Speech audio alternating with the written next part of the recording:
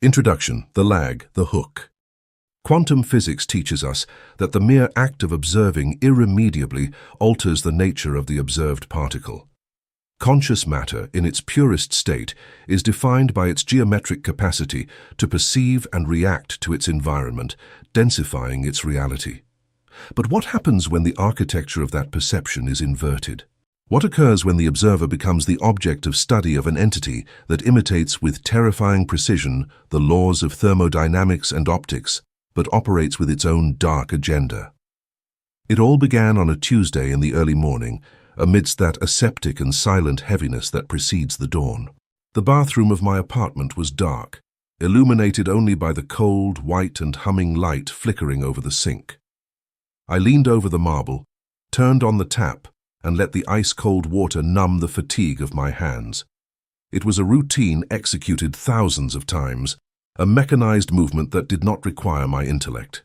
It was 100 grams of water thrown against the face to force the mind to embody itself in the body once again, to anchor the consciousness to the undeniable gravity of the earth before facing the day. I took the towel. I dried my face slowly, feeling the rough friction of the fabric against the epidermis.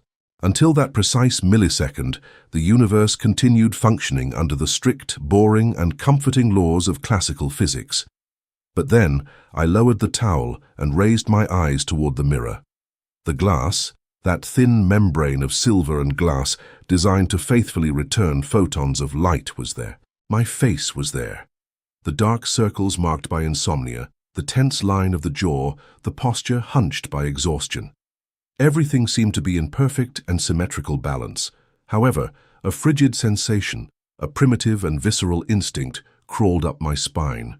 It was the same electromagnetic tension a prey feels. It is the tension experienced when, in the absolute silence of the forest, the prey understands there is a predator hidden in the undergrowth, evaluating its weight, its speed, and its vulnerability. I blinked, and in that millisecond, the structure of my sanity fractured irreversibly. The image in the glass did not blink with me. There was a lag, an imperceptible thermal delay for the ordinary human eye, but absolutely undeniable for a mind that has just awakened to the anomaly. My reflection closed its eyelids a fraction of a second after I did. It was not a trick of the light. It was not visual fatigue playing with refraction. It was a calculation error in an almost perfect imitation. I remained completely motionless, with the air trapped in my lungs, holding the gaze of the figure in the mirror. My hands trembled imperceptibly, but the man on the other side of the glass held the towel with absolute firmness, unmovable, like a lead statue. Absolute terror was not born from a paranormal superstition, but from the brutal violation of matter. I understood, with a clarity that froze my blood, that the glass was no longer reflecting my image. It was functioning as a window, and the being that lived on the other side, wearing my clothes and using my face, was not looking back. It was studying me. Chapter 1. The Broken Symmetry. The human brain is, in its thermodynamic and biological design, a prodigious yet pathetically predictable machine in its survival instinct. When faced with an anomaly that threatens to disintegrate the fundamental laws of reality, the first line of defense is not empirical research but absolute denial.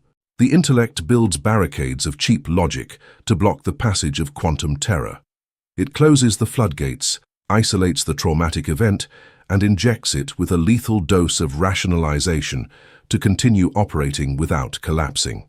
That Tuesday morning, after slowly backing away from the sink, my mind began that protocol. I moved away from the bathroom doorframe without taking my eyes off the dark hallway, instinctively expecting something, a physical and hostile mass, to emerge from the tiles and chase me. But nothing crossed the threshold. The silence in the apartment was so thick that I could hear the erratic pumping of blood hitting my eardrums. The friction of terror had raised my body temperature. Cold sweat, a thermodynamic paradox of acute anxiety, began to crystallize on my forehead. Retinal fatigue, I pronounced aloud.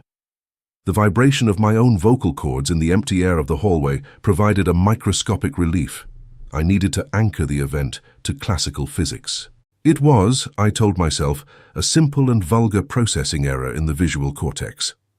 I had spent too many hours in front of screens, straining my eyes in the gloom.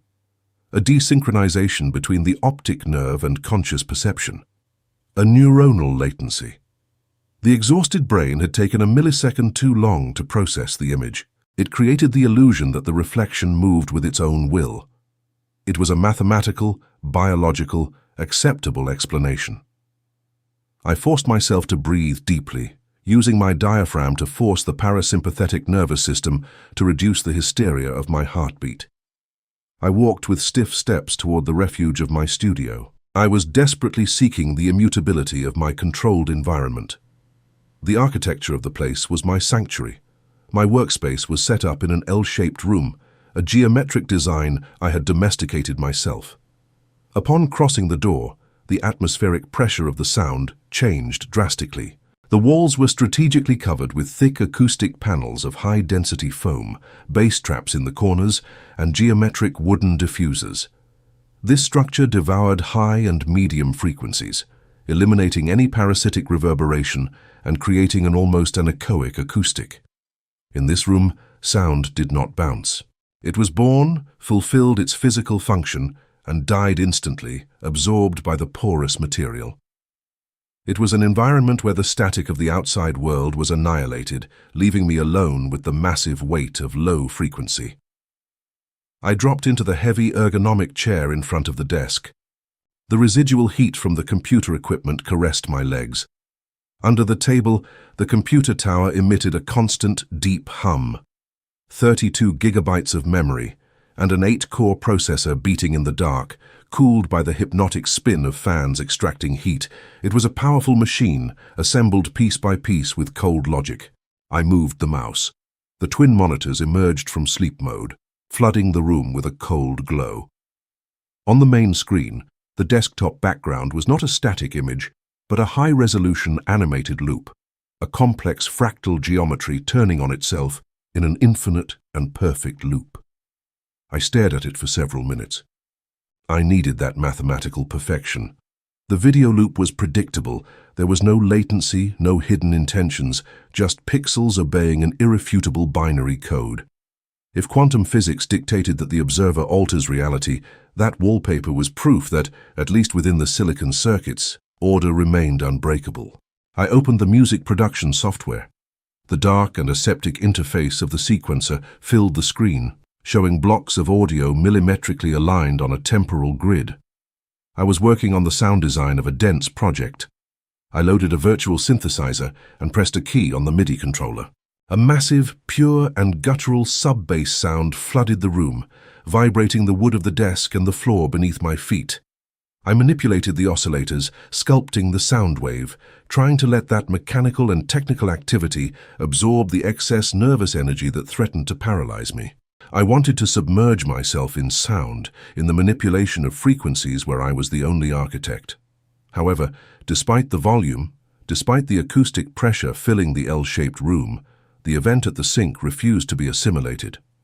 The human mind does not tolerate an information vacuum.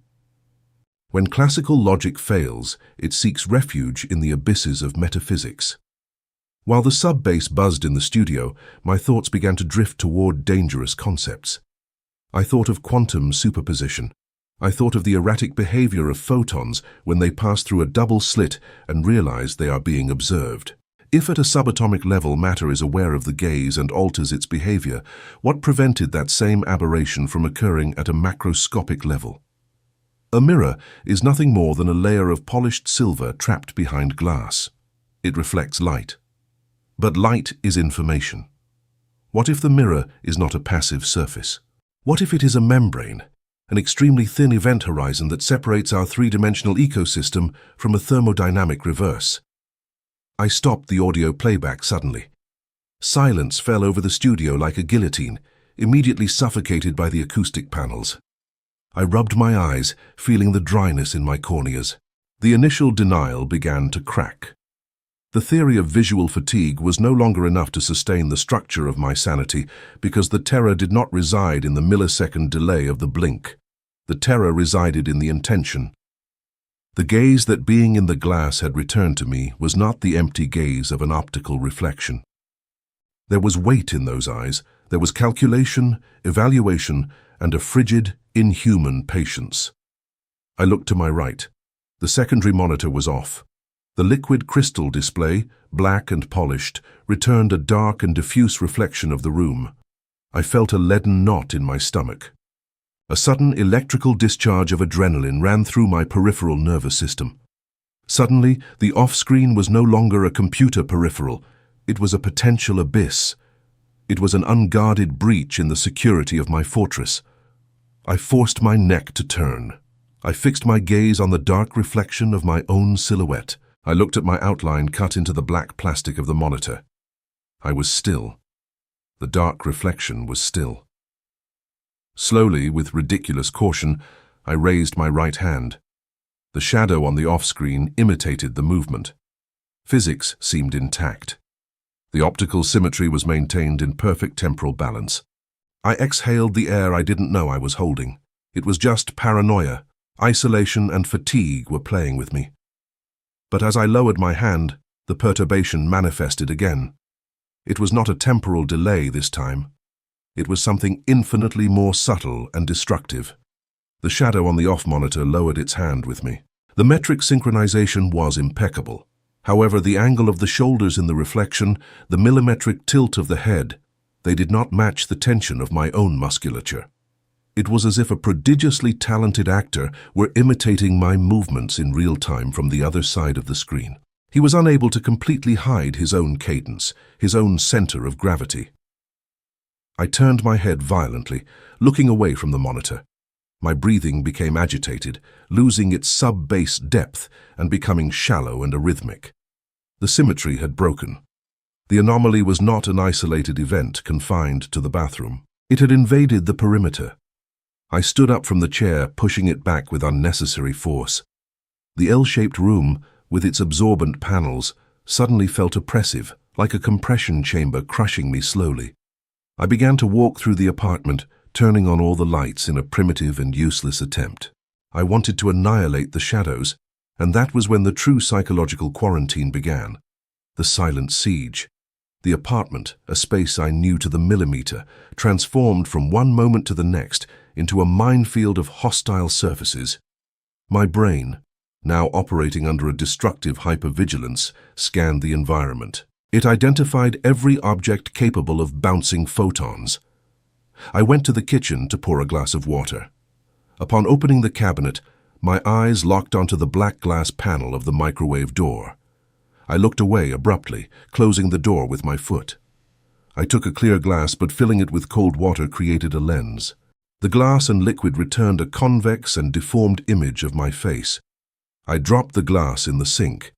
The crash of glass hitting stainless steel echoed in the kitchen, a sharp and painful noise that betrayed my loss of thermodynamic control. I walked toward the hallway. The living room window acted as an immense dark mirror. I walked pressed against the opposite wall, dragging my shoulders against the plaster, lowering my head to avoid looking directly at my own living room, reflected in the nocturnal glass. I was being hunted within my own territory, not by a physical predator, but by the absolute betrayal of optical matter. Paranoia is a parasite that consumes an immense volume of mental calories. Avoiding reflections in a civilized world is a logistically exhausting task. I shunned the polished surface of the metal coffee maker, the screen of the mobile phone lying face up on the table, even the gleam of the bronze door handles. Daily life, structured on mechanized and predictable habits, crumbled. The architecture of my inner gravity, which kept me anchored and in control of my emotions, suffered critical fissures before the constant and invisible presence of the intruder.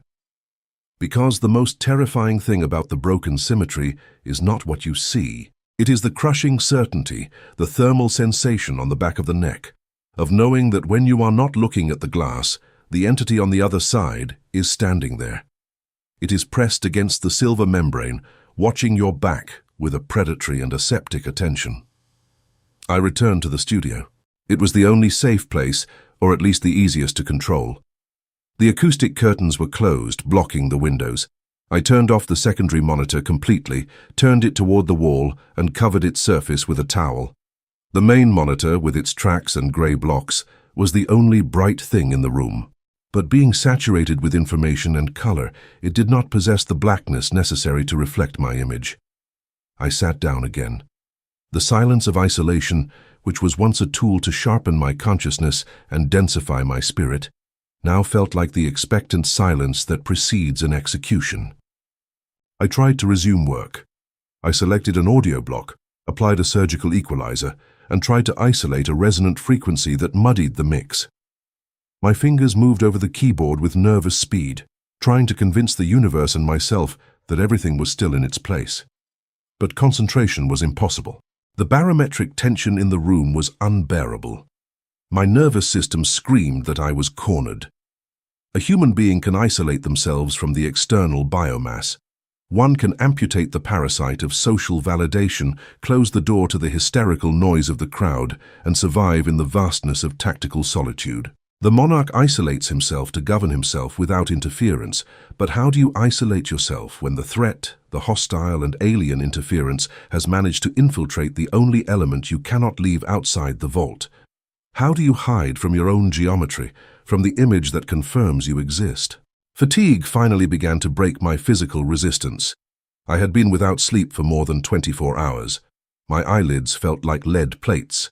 Classical logic, exhausted by the effort of denying the obvious, began to give in. Perhaps, I thought in a burst of quantum despair, if I faced the aberration, if I looked directly at the optical abyss and applied the force of my charged immobility, the anomaly would collapse. Perhaps my fear was the only fuel keeping the entity in the glass alive. If I proved to it that my mass was superior, the wave function would stabilize and the reflection would be a slave to photons again.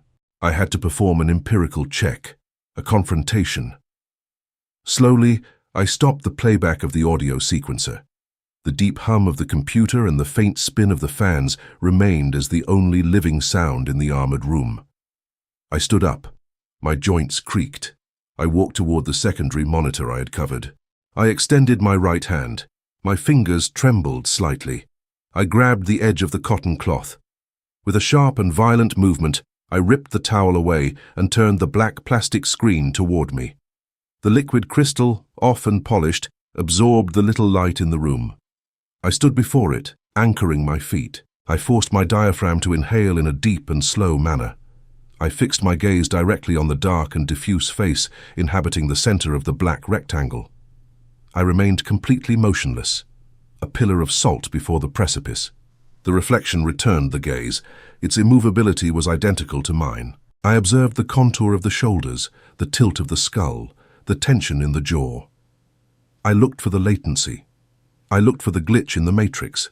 I looked for the millisecond of delay that had unleashed hell hours ago in the bathroom. I waited 10 seconds. 30. A whole minute without blinking. I felt the lactic acid burning in my tensed muscles. Nothing. The reflection was perfect, an exact, obedient, and mechanically precise copy of my posture. I exhaled a long and shaky sigh, feeling the block of ice pressing my chest begin to melt. A weak, pathetic, and nervous smile appeared on my lips. It was a triumph of classical physics. The anomaly had been a creation of my own exhausted mind. A temporary short circuit of stress. The universe made sense again. Optical symmetry worked under the rules of thermodynamics. I was safe. I was alone in my sanctuary of low frequency. I raised my left hand to rub my face, ready to turn off the equipment and go to sleep, finally yielding to physical collapse. It was then that the entity on the other side of the off-screen decided that the game of imitation was over. I raised my left hand, but the dark and diffuse face did not raise its right arm. The face inhabiting the inside of the off monitor did not raise its arm to imitate me. The reflection lowered its chin slightly, like someone greeting a defeated rival, and in the aseptic darkness of the crystal screen, it sketched a slow, cold, and absolutely independent smile that I was not drawing on my own face. The symmetry had not broken by mistake. It had broken because the entity, with terrifying patience, had decided to let me know that the siege was just beginning, and that the impregnable sanctuary of my solitude had just been invaded from within. Chapter 2: The Observer Effect. In quantum mechanics, there is a fundamental principle, a postulate that has unsettled theoretical physicists for nearly a century and destroys the illusion of an objective universe, the observer effect. The famous double-slit experiment empirically proved that a subatomic particle behaves like a wave of infinite probabilities. It exists in multiple places at the same time, in a state of ghostly superposition. However, at the exact millisecond that a measuring instrument or a human eye fixes upon it to observe its trajectory, the wave function collapses. The particle abandons its state of multiplicity and is forced to choose a spatial coordinate. It begins to behave like a physical, solid, and predictable object. In other words, matter knows when it is being observed and alters its behavior to feign normalcy before the spectator. Until that Tuesday morning, I believed that this phenomenon was strictly confined to the microscopic and distant realm of the subatomic. But the aseptic, slow and macabre smile that formed on the dark face of my own reflection, trapped in the liquid crystal of the off monitor, proved to me that quantum horror had crossed the border into the macroscopic world. The collapse of my own sanity was instantaneous. My tactical immobility disintegrated. The geometric density I had worked so hard to build through isolation shattered like a glass structure hit by a ballistic projectile. There was no scream. True terror, the absolute panic that threatens to disconnect the central nervous system, rarely produces sound. It is a silent suffocation. I stumbled back. I hit the edge of the desk with my hip.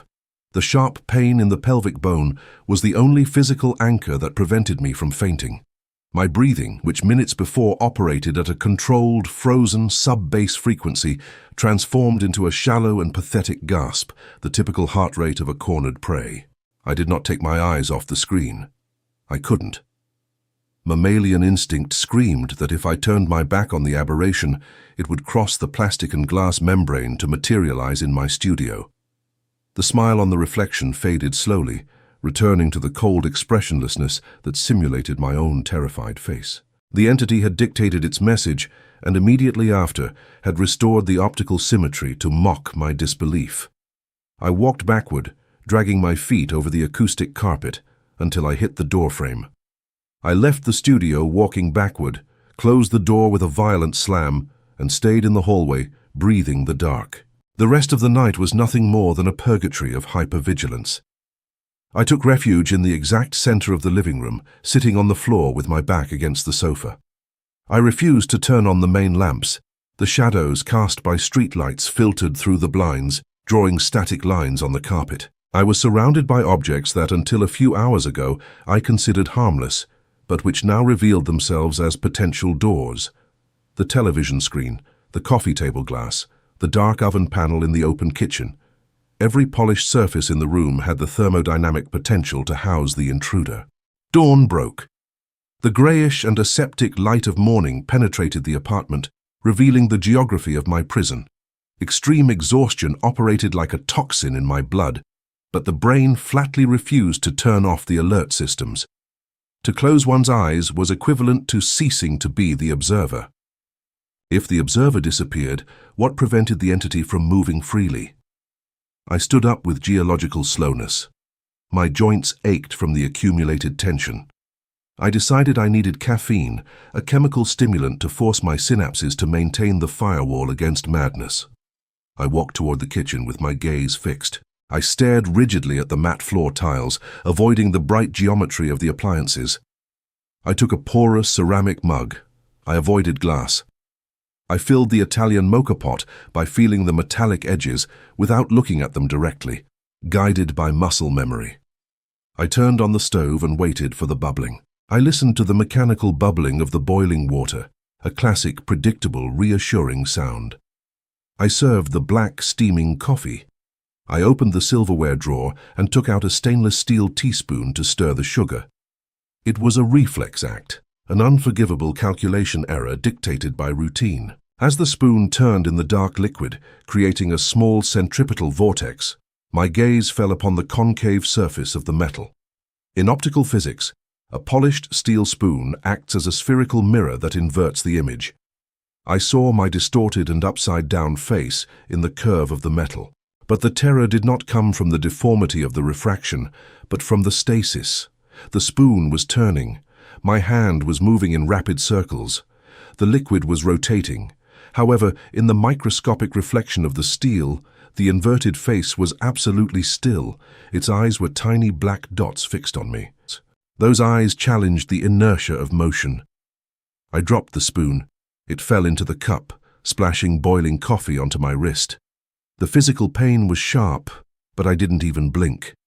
I took a step back. The teaspoon protruded from the dark liquid. The reflection on the handle of the utensil had been restored. It now showed the white ceiling of the kitchen, obeying once again the laws of light. Optical panic spread through my nervous system like a forest fire. The glitch in the mirror was not confined to large glass panels. The entity did not need a full-body frame to invade my perimeter. Any surface capable of bouncing photons, however tiny or convex, was an observation post. The infection was total. The thermal sensation of being watched is a biological phenomenon both fascinating and terrifying. Conventional science tries to explain it as hyperactivity of the cerebral amygdala. It is seen as an evolutionary byproduct designed to detect predators hidden in the periphery of our vision. It manifests physically as a drastic drop in the temperature of the neck, a bristling of the hair follicles on the arms, and an almost solid atmospheric pressure that oppresses the ribcage.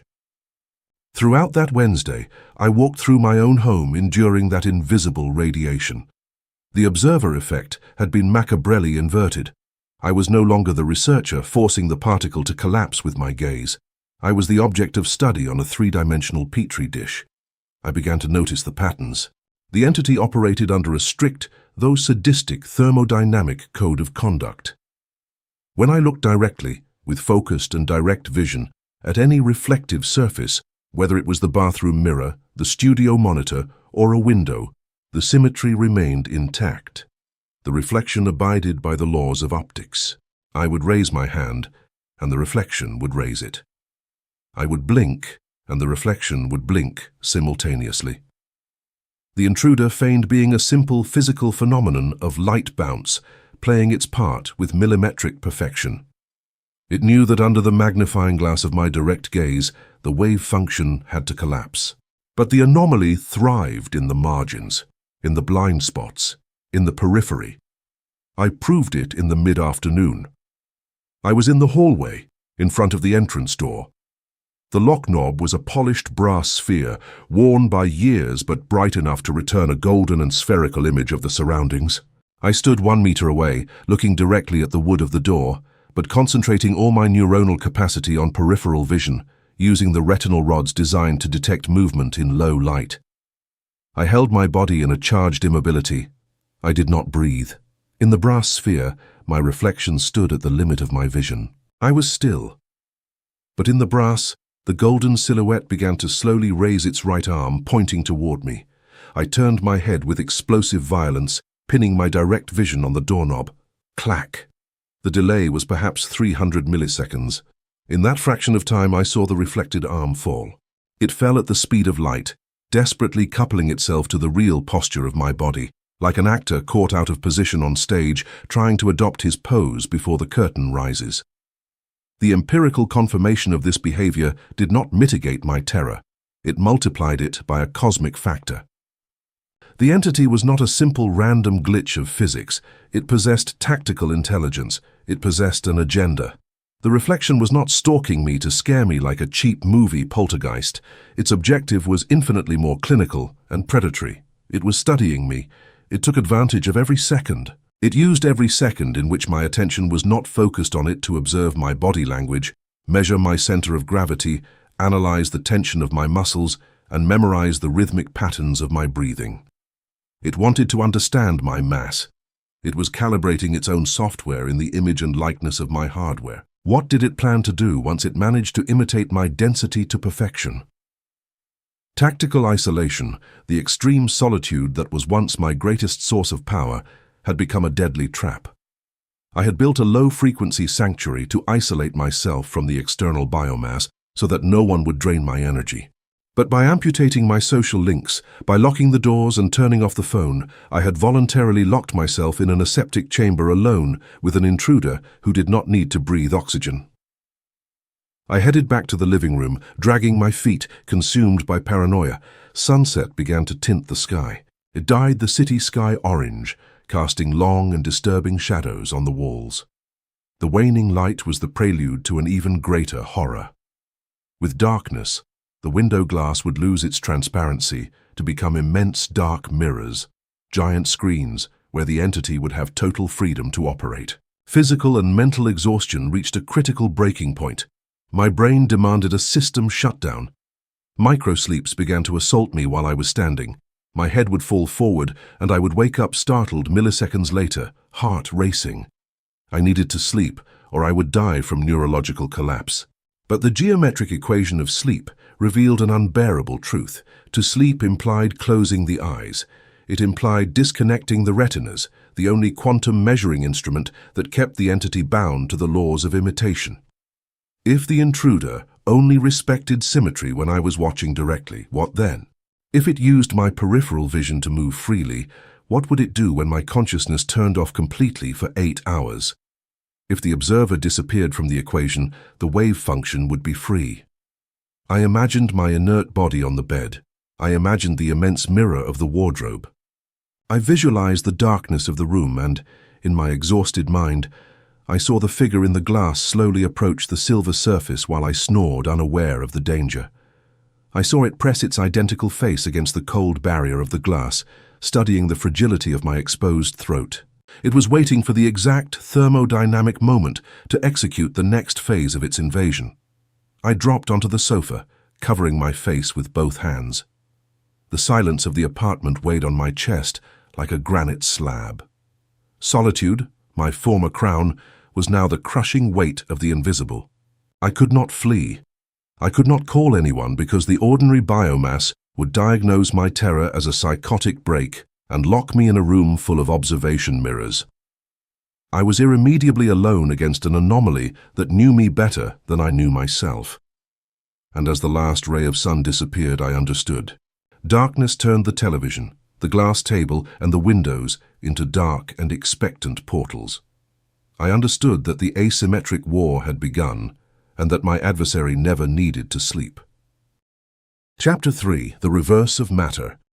Sleep deprivation is not simply a state of tiredness. In the forensic physics of the human mind, it is an accelerated process of entropic disintegration.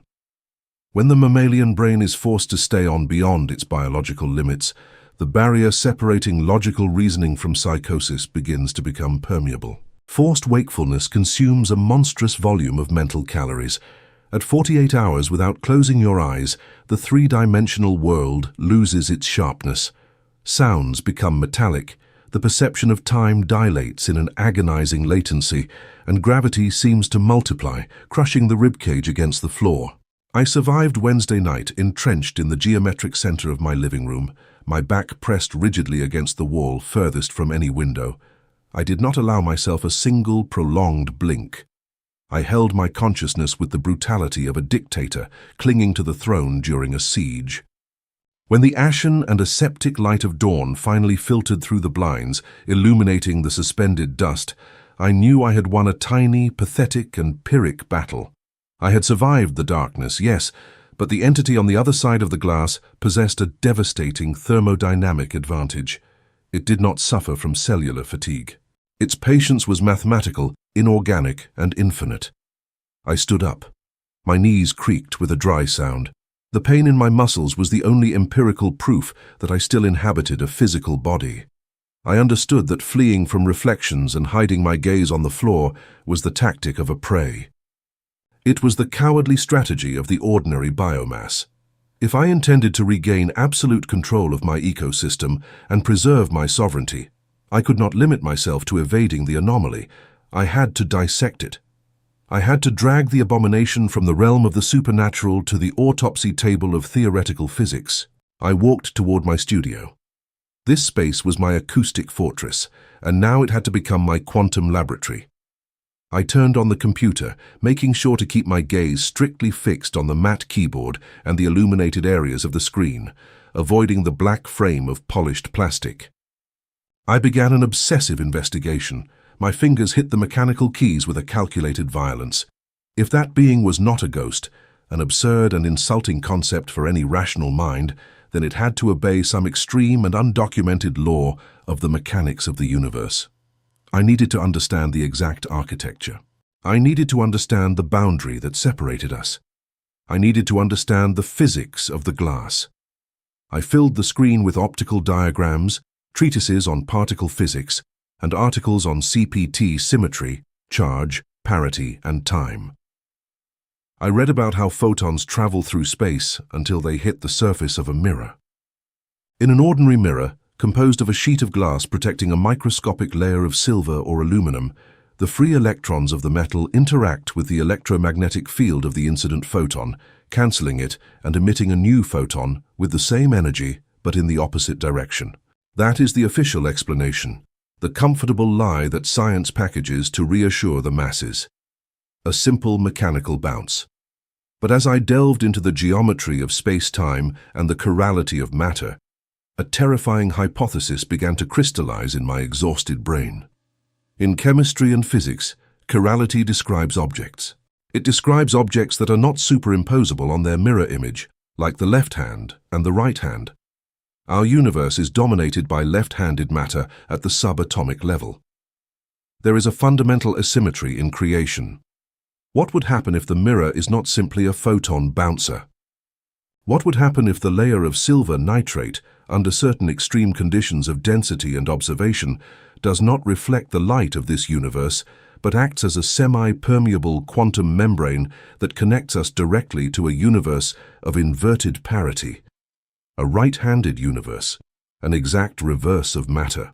If that premise was correct, the image we see daily in the bathroom is not a trick of light.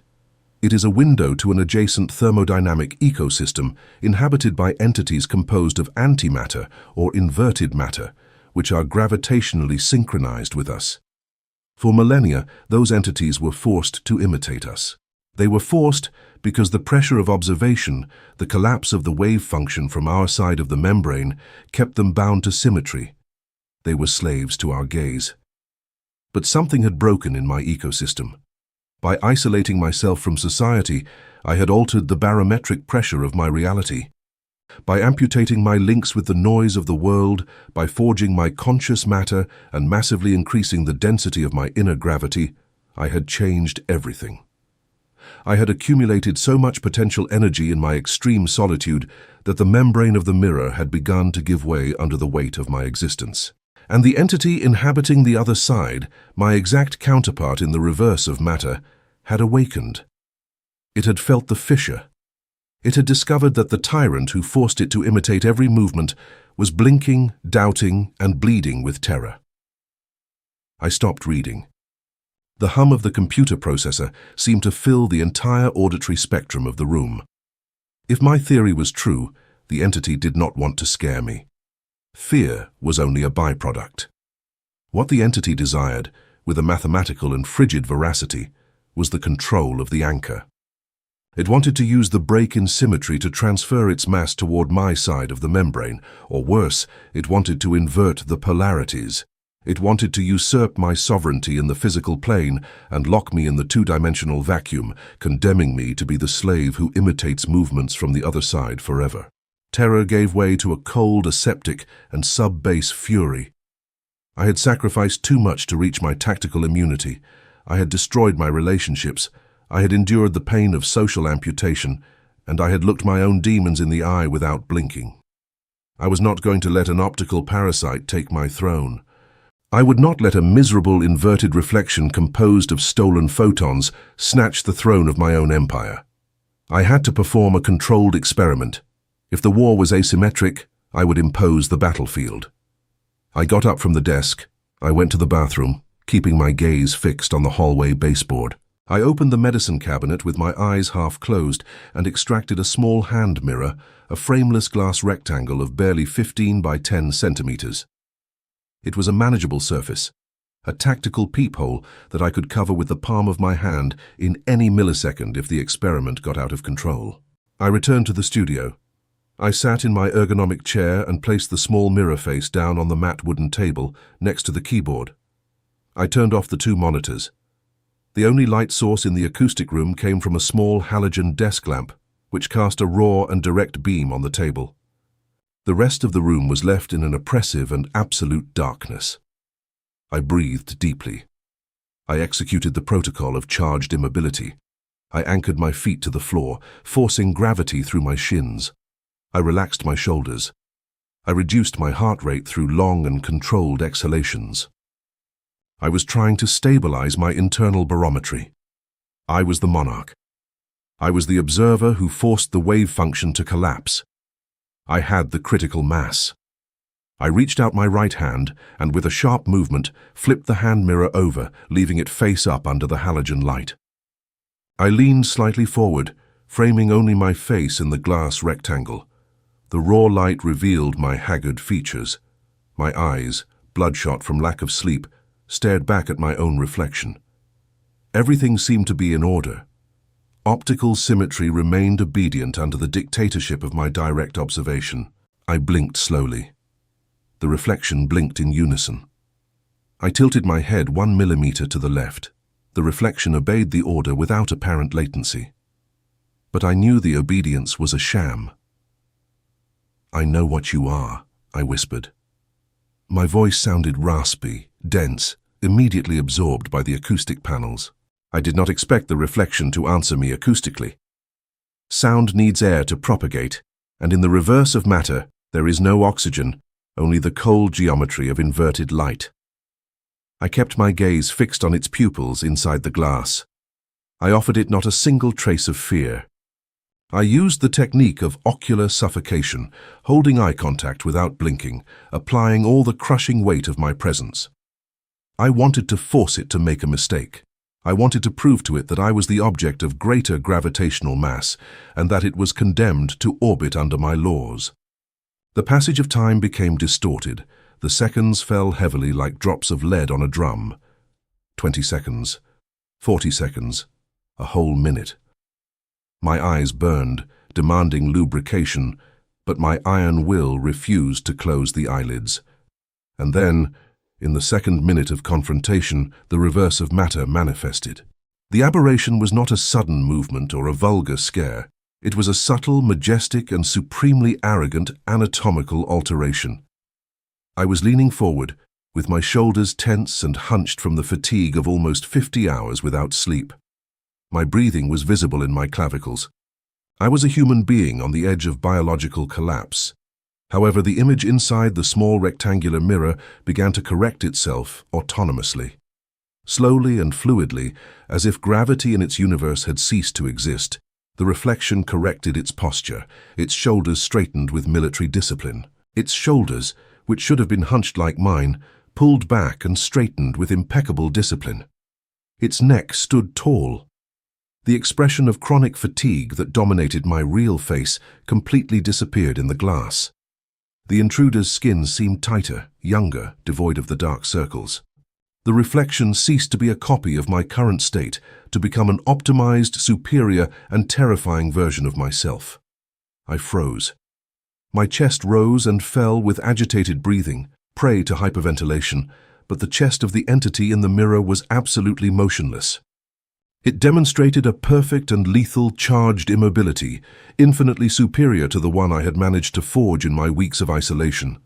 The entity tilted its head slightly, observing me from its side of the membrane with a mixture of clinical pity and aristocratic contempt. Its eyes were not mine. His possessed an inscrutable quantum density, the aseptic gaze of a forensic doctor examining a necrosed organ on a steel table. I was the weak biomass. He was the monarch. The thermodynamic humiliation I experienced in that millisecond shattered all my logical defenses. The intruder was not imitating me poorly due to a calculation error. It was showing me deliberately that I was the inferior organism. My fatigue, my paranoia, and my terror had stripped me of all critical mass, while he, in the cold vacuum of his specular universe, had assimilated all the energy. I raised my right hand, trembling violently, intending to cover the glass and abort the experiment. The entity in the mirror did not raise its hand to imitate me. Instead, as my palm descended toward the surface of the glass to cover it, the reflection raised its own right hand. It raised its right hand, My visual left brought it to its face and with a sadistic and calculated slowness placed its index finger to its lips, ordering me to keep silent. The contact of my warm, sweaty palm against the cold glass produced a dull thud. I covered the surface completely. I closed the quantum window. I dragged the chair back, fleeing from the desk. I hugged my knees, curled up in the acoustic darkness of my studio, while my belief system was reduced to smoking ashes. The reverse of matter had established its terms. It was no longer a parasite spying from the shadows. It had revealed itself as the architect of an imminent invasion. It had shown it was not limited by my will or the laws of my universe. It possessed its own inner gravity, a centripetal force so monstrous that I began to feel sucked toward the polished surface of the glass. I felt as if my own three-dimensional reality were losing density against the absolute perfection of the reverse. And while cold sweat ran down my back and the halogen light illuminated only the back of my hand pressed against the mirror, a new and lethal certainty settled in my brain. The entity was not going to settle for observing me, or imitating me, or mocking my weakness. The entity had dictated the order of silence because it was preparing to cross the membrane.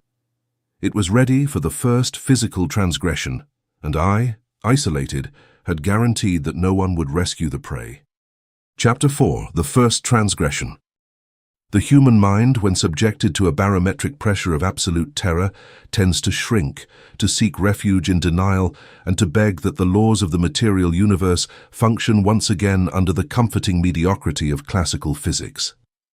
After covering that small hand mirror, I spent the following hours curled up in the corner. I had become frightened biomass, a fragmented organism retreating before the overwhelming immensity of a quantum predator. But the tactical isolation I had practiced for so long did not allow for the survival of cowardice. In the aseptic darkness of my L-shaped room, cold and calculating reason began to prevail over reptilian panic. The geometric design of this space, which I had acoustically treated to annihilate high frequencies, reminded me that I was the architect of my environment. I was the conscious matter. To flee from the crystals and cover the monitors was to accept thermodynamic defeat. It was to cede the throne and the control to a parasitic anomaly. If the reflection had decided to break the optical symmetry, if the entity had decided to stop imitating my movements to demonstrate its superiority, I could not respond by hiding in the shadows. I had to force the machinery. I had to bring the experiment to a total, undeniable, and macroscopic scale. I needed a testing field. I stood up. My joints ached, and the lack of sleep wrapped my perception in a dense fog. But my will now operated under the implacable force of charged immobility. I walked toward the hallway with a straight gaze, ignoring the glints on the doorknobs and windows. I headed to the master bedroom. There, a heavy mirror rested. It was a full-length mirror, a perfect rectangle of beveled glass almost 2 meters high. I grabbed it by the solid wood edges. It weighed a great deal, an inert mass subject to the gravity of this side of the universe. I dragged it across the floor into my studio. I positioned it strategically in the center of the L. It stood upright, flanked by the heavy audio monitors and the desk. To my left, my computer tower worked in a deep, continuous whisper. It was a machine built to handle the massive load of music production. Its 8-core Ryzen processor and 32 gigabytes of RAM operated in perfect synchrony. It was a triumph of logic. The mirror, however, rose before me like a black and expectant monolith, a vertical abyss that cut the acoustics of the room. I turned off the main lights. The studio was plunged into twilight, illuminated only by the residual light from the screens and the metallic glow of my audio interface. I needed an anchor. The visual confrontation I was about to unleash required a thermodynamic anchor to prevent my nervous system from collapsing completely. I opened my main audio sequencer. With the fluidity of muscle memory forged in thousands of hours of tactical isolation, I loaded an oscillator. I set the frequency to 40 Hz. A sub-bass hum, massive, pure and unshakable, flooded the L-shaped room. The frequency was so deep it was perceived directly in the spinal cord. It vibrated the sternum and the cerebrospinal fluid. The acoustic treatment of the walls absorbed any sharp harmonics, leaving only that raw and heavy barometric pressure. That sustained note was my electromagnetic shield. While that sub-bass vibrated in my chest, I would remain tied to the laws of three-dimensional physics. I stood exactly 1.5 meters from the full-length mirror. I anchored my feet to the floor. I straightened my back to project the maximum density possible. I fixed my gaze directly on the polished silver surface. The reflection was there, full length, immersed in the same twilight of the room, surrounded by the inverted image of my monitors and equipment. The man in the glass returned my gaze with an aseptic, exhausted expression, identical to mine. I breathed deeply. I felt the oxygen expand my diaphragm in perfect synchrony with the sub-bass hum. The reflection imitated the breath. His chest rose and fell without the slightest latency. I began the calibration protocol, mechanical, slow and deliberate movements to test the elasticity of the quantum membrane. I raised my right arm. The reflection raised its visual left arm with geometric precision. I lowered it. It followed. I turned my neck. It obeyed. I maintained ocular suffocation at all times, watching its pupils through the glass, looking for any micro-expression of independence, any failure in the representation of matter. The optical symmetry was impeccable. Whoever the entity was on the other side, it was abiding by the laws of particle physics. It was playing at being a simple photon bounce. The observer effect was forcing the anomaly to behave like an inert phenomenon. But I knew it was a sham. I had seen it smile. I knew the quantum beast was crouching, waiting for a moment of weakness or for terror to make me blink. I decided to increase the thermodynamic friction. If the entity wanted to imitate my mass, it would have to process kinetic information at high speed. I began to execute a series of rapid, erratic, and asymmetric movements.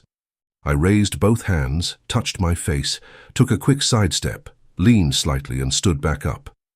My heart rate quickened, breaking the calm of the sub-bass. The reflection followed me. It moved with the speed of light, no matter how sudden my movement was. The synchronization was so perfect that I almost doubted. My logical mind tried to convince me that the horror had been a hallucination induced by lack of sleep. It tried to whisper that the mirror was just a mirror. I stopped. I returned to the starting position with firm feet and relaxed arms. My chest rose and fell rhythmically. The reflection stopped with me.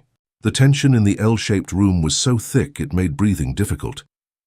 The constant hum of the 40 hertz seemed to push the air against the glass. Then, without warning, without any visible muscular preparation and completely breaking my own behavior pattern, I executed the transgression. I launched my right hand forward with extreme violence, fingers clawed, pointing directly at the reflection's eyes, while emitting a guttural and dull scream from the bottom of my diaphragm. It was an explosive movement, a burst of raw and animal kinetic energy. The universe stopped. The laws of optics and sanity disintegrated. I was there, frozen in my attack position, my right arm extended forward, muscles in maximum tension, face contracted by aggressiveness, chest leaning aggressively toward the glass. But the reflection had not followed me. The entity in the mirror had not raised its arm. It had not contracted its face. The man on the other side of the 2-meter-high glass remained standing, upright, in the exact position of rest I had milliseconds before the attack. His arms hung relaxed and loose at his sides. His posture radiated a massive immovability, an aristocratic and aseptic calm that crushed me against reality. The desynchronization was now absolute, macroscopic, and sustained. It was no longer a small peripheral failure. It was a declaration of physical independence before my own eyes. My arm remained extended in the air, trembling from excess adrenaline. My breathing had stopped completely. The entity observed me. The asymmetry was so violent, so inherently unnatural, that my reptilian brain entered a catastrophic short circuit. I felt nausea. An oppressive vertigo invaded me, as if the gravity of the earth had suddenly inverted, and I was about to fall upward, toward the black ceiling of the studio. Slowly, trembling with panic, I lowered my right arm. I let it fall to my side, returning to the resting posture. The entity did not move. It didn't need to. It was already in that position. And then, In the absolute silence, the reverse of matter executed its own movement, a movement I was not performing. The reflection raised its chin a couple of centimeters, exhibiting a posture of absolute sovereignty. Its eyes, which now housed an ancient and alien quantum density, scanned me from top to bottom, evaluating my terror. Then, its lips curved into a smile. It was not a cheap movie grimace. It was a smile of compassionate and ruthless understanding, the smile of an experienced surgeon observing a terminal patient who has just realized there is no cure. It was the smile of tactical immunity. I backed away a step. The reflection did not move. It stayed there, smiling, watching my empire crumble.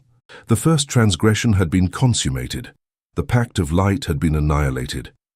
The mirror was no longer a reflective surface. It had transformed into a permeable membrane, a one-way observation window where I was the specimen in the cage, and the entity was the scientist about to introduce the scalpel. I stayed pressed against the back wall, hyperventilating, unable to look away from that being that wore my face and clothing. The hum of 40 hertz still filled the room, but it no longer anchored me to reality. It anchored me to the unbearable horror of knowing I was not alone in the room. The doorway for the invader required no locks, no wood, and no steel. It only required light. Chapter 5. Tactical Isolation. Light is the great traitor of the universe. Since the beginning of time, humanity has associated darkness with terror and light with security, truth, and revelation.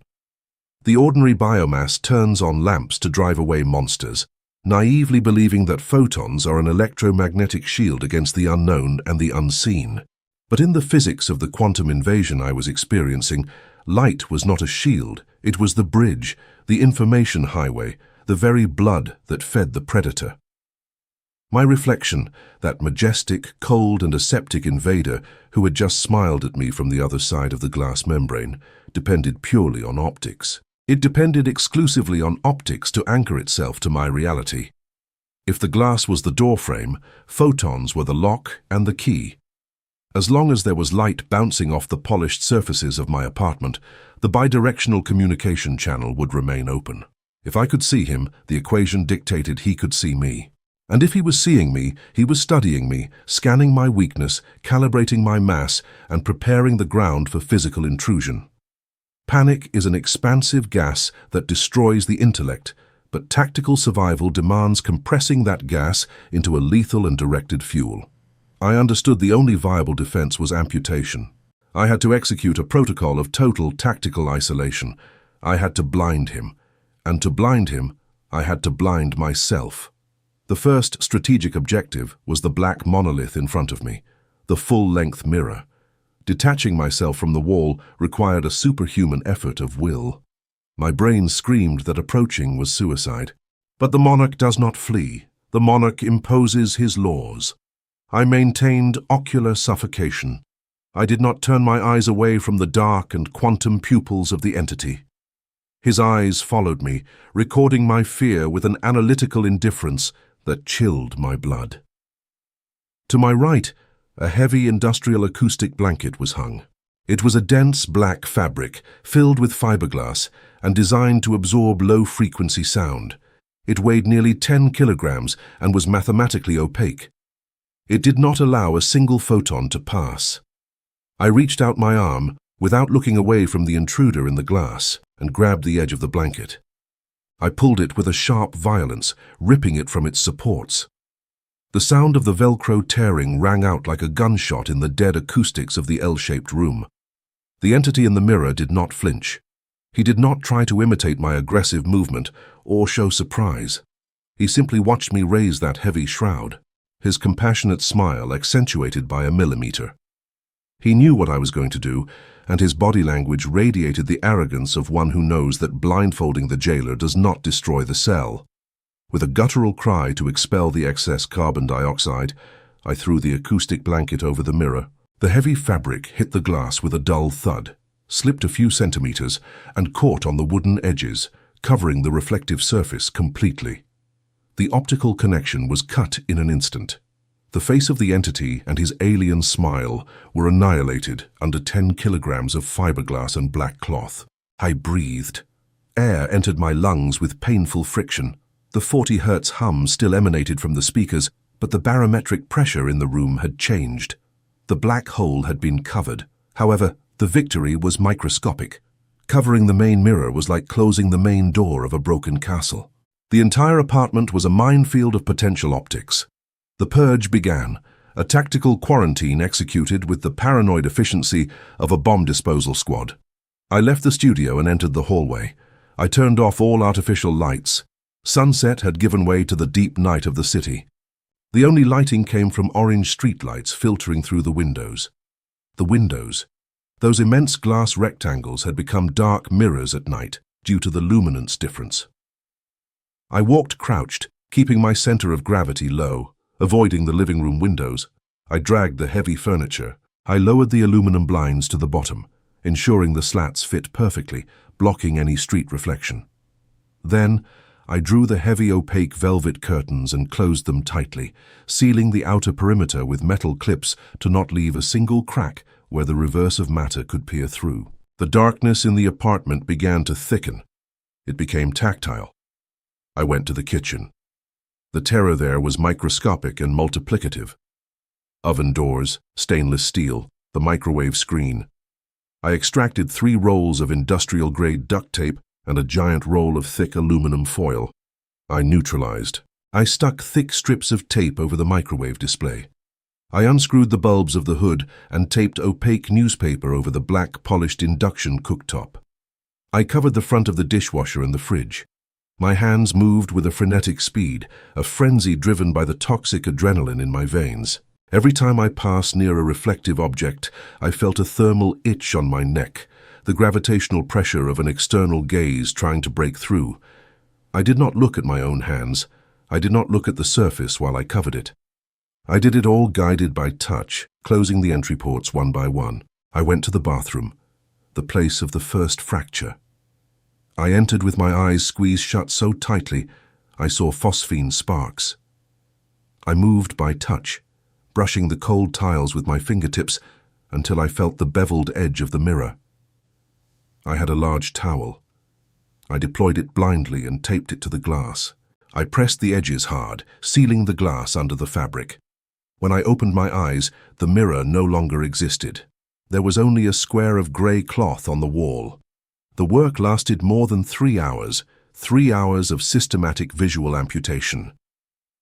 I covered the TV screen with a sheet. I hid all metallic kitchen utensils inside an opaque cloth bag and put them at the back of the lowest drawer. I covered glass photo frames. I turned the wristwatches over. Finally, I returned to the studio. The acoustic blanket still covered the full-length mirror. The cloth had not moved. But I knew that, behind that fabric, the entity was still there, with eyes open in the dark, pressed to the glass, waiting. I turned off the computer monitors by disconnecting them from the power to kill even the residual reflection. I threw the cables to the floor. I turned off the 40 Hz hum. Then I executed the final step of the tactical isolation protocol. I went to the fuse box in the hallway, and with a sharp flick of my wrist, I flipped the main switch. The entire apartment plunged into a mathematical, absolute, and abyssal darkness. A total thermodynamic blackout. I sat on the floor, at the intersection of the hallway and the living room, crossing my legs in a lotus position. I leaned my head against the wall. The silence and the blackness were so pure that I lost the notion of geometry. My eyes tried to manufacture images from neuronal static, creating grey clouds. I had created a sensory deprivation chamber on an architectural scale. Tactical isolation was complete. By annihilating every light source and covering every reflective surface, I had blinded the reverse of matter. I had cut the transmission bridge. I had erased the coordinates of my universe. For the first time in 3 days, the racing of my heart began to subside. Breathing became deeper and slower, returning to the sub-bass frequency of charged rest. I smiled in the dark, a dry, cracked smile, but charged with undeniable arrogance. I had regained sovereignty. The monarch had closed the vault doors, and no quantum aberration was going to violate my territory while I controlled the lighting. I was the master of the photons. If the material universe required friction to exist, I had just eliminated the elastic medium. I closed my eyes, ready for sleep. I needed my cells to regenerate. I needed to build my critical mass. But the cosmos does not allow total invulnerability. Closing a door in one plane simply diverts the pressure toward the point of least resistance. I sat in the deepest darkness. My retinas rested. My neck muscles began to loosen. The apartment was buried in a strict silence, that dense silence achieved only in an acoustically treated environment where frequencies die instantly. And it was precisely in that acoustic perfection that the new transgression materialized. I had blinded the entity, yes. I had blocked the optics. But optics is only one of the wave frequencies that connect matter. By eliminating light, I had sharpened my other senses exponentially. My auditory cortex amplified its gain to the maximum, calibrated to detect the slightest disturbance. About 20 minutes of darkness passed. Then, I heard it. It was not a loud noise. It was not the wood settling or the distant traffic. It was a dry sound, pure friction, the sound of fabric dragging millimetrically against a smooth surface. I snapped my eyes open in the total darkness. My pulse spiked, injecting frozen adrenaline into my heart. The sound came from my studio at the end of the hallway. There were no drafts in the apartment. The ventilation was off. The windows were sealed. There was absolutely no thermodynamic or physical reason for the heavy acoustic blanket covering the mirror to move. But the friction continued. A soft, dull, calculated dragging. Shh, shh. The entity in the reverse of matter did not need light to know where the portal was. It did not need eyes to locate the barrier. If the glass was a membrane, and I had put a blanket on my side, the friction suggested a terrifying impossibility. The entity was touching the fabric from the other side. Tactical visual isolation had failed. I had assumed the intruder was trapped behind solid glass, but the sound of the blanket moving in the dark proved the glass was no longer a physical barrier. It had dissolved into nothingness. Without the restriction of light, without the collapse of the wave function that forced the entity to feign symmetry, the invader was exploring the tactile limits of my world. By plunging the room into blackness, I had not blinded him. I had removed his chains. I had provided the perfect ecosystem. I had provided a blind and mute ecosystem to begin his physical propagation. I sat petrified, eyes wide, trying to pierce the darkness of the hallway while the dragging stopped. It was followed by an aseptic, dull creak on the floor of my studio, as if something infinitely heavy had just stepped out. Chapter 6: Acoustic Propagation. In the hierarchy of human senses, sight is a tool of distance. We require photons to travel from the object to our retinas to decode reality. Sight allows us to be passive observers, remote analysts of a universe that does not necessarily touch us. But sound is a completely different thermodynamic beast. Sound is not electromagnetic radiation traveling through a vacuum. Sound is a mechanical wave. It is pure friction. For a sound to exist and be perceived by the eardrum, it requires an elastic medium. It requires a physical object to strike, move, or compress air molecules, traveling physically to vibrate the bones of your skull. Sound is, by mathematical and biological definition, intimate physical contact. When I sat in the absolute blackness of the hallway, after having executed the total tactical blackout, the rustle of the heavy acoustic blanket and the dry creak of the wood in my studio shattered any illusion of safety, if I could not see the entity, I assumed it could not anchor itself to my dimension. But the creak of the wooden floor proved the lethal fallacy of my reasoning. The entity did not need light to exist. It simply used it to imitate me. By turning off the light, I had not banished it. I had granted it the perfect anonymity. I had given it the perfect cover to cross the membrane and begin to manipulate the molecular matter on my side of the ecosystem. It was compressing the air. It was touching me through the vibrations. I remained petrified, legs crossed on the floor, with my heart pumping thick blood at a rate that threatened to burst my arteries. My vision was neutralized, forcing my auditory cortex to operate at a disproportionate gain. I heard the flow of my own blood. Silence fell once more over the apartment. A strict, heavy silence, but it was no longer an empty silence. It was an occupied silence. The charged immobility I had practiced was being replicated. The invader in the next room was mirroring that massive containment of energy. I was not going to hide in the hallway like frightened biomass, waiting to be devoured in the dark. I was an engineer of conscious matter. If the battlefield had shifted from the electromagnetic spectrum to the mechanical, I had an advantage. I dominated acoustics. I stood up slowly. My joints, stiff from lack of sleep and extreme tension, threatened to betray my position. I took off my shoes, leaving my socks on the wood to silence my footsteps. I walked toward the studio, dragging my feet millimeter by millimeter, using spatial memory to navigate. The studio, that L-shaped room I had designed with clinical obsession, was my true laboratory. I knew its barometric behavior perfectly. Every high-density foam panel, every bass trap placed in the 90-degree corners of the L had a mathematical purpose: to devour reverberation. That room was a dead space. It was an improvised anechoic chamber. A sound emitted there died instantly, without bouncing off the walls. Crossing the threshold of the studio, the atmospheric pressure in my ears changed, becoming dull and heavy. I knew that meters away, in the unfathomable darkness, stood the full-length mirror, covered.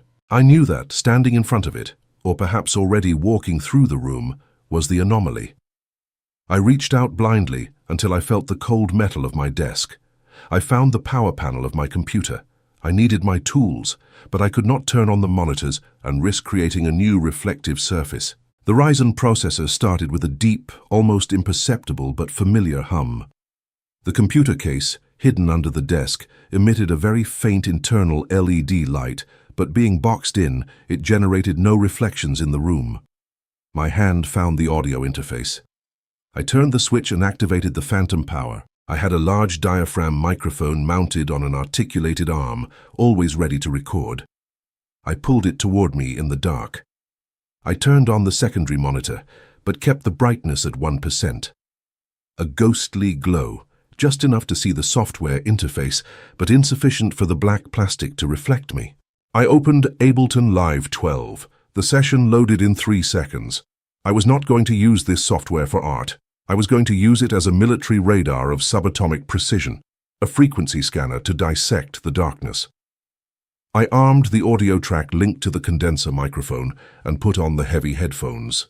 These closed-back studio headphones isolated me acoustically from the room, connecting my eardrums directly to what the super-sensitive microphone capsule captured. At first, I only heard the FLAW noise, the thermal static of the electronic components, and the muffled hum of my own breathing.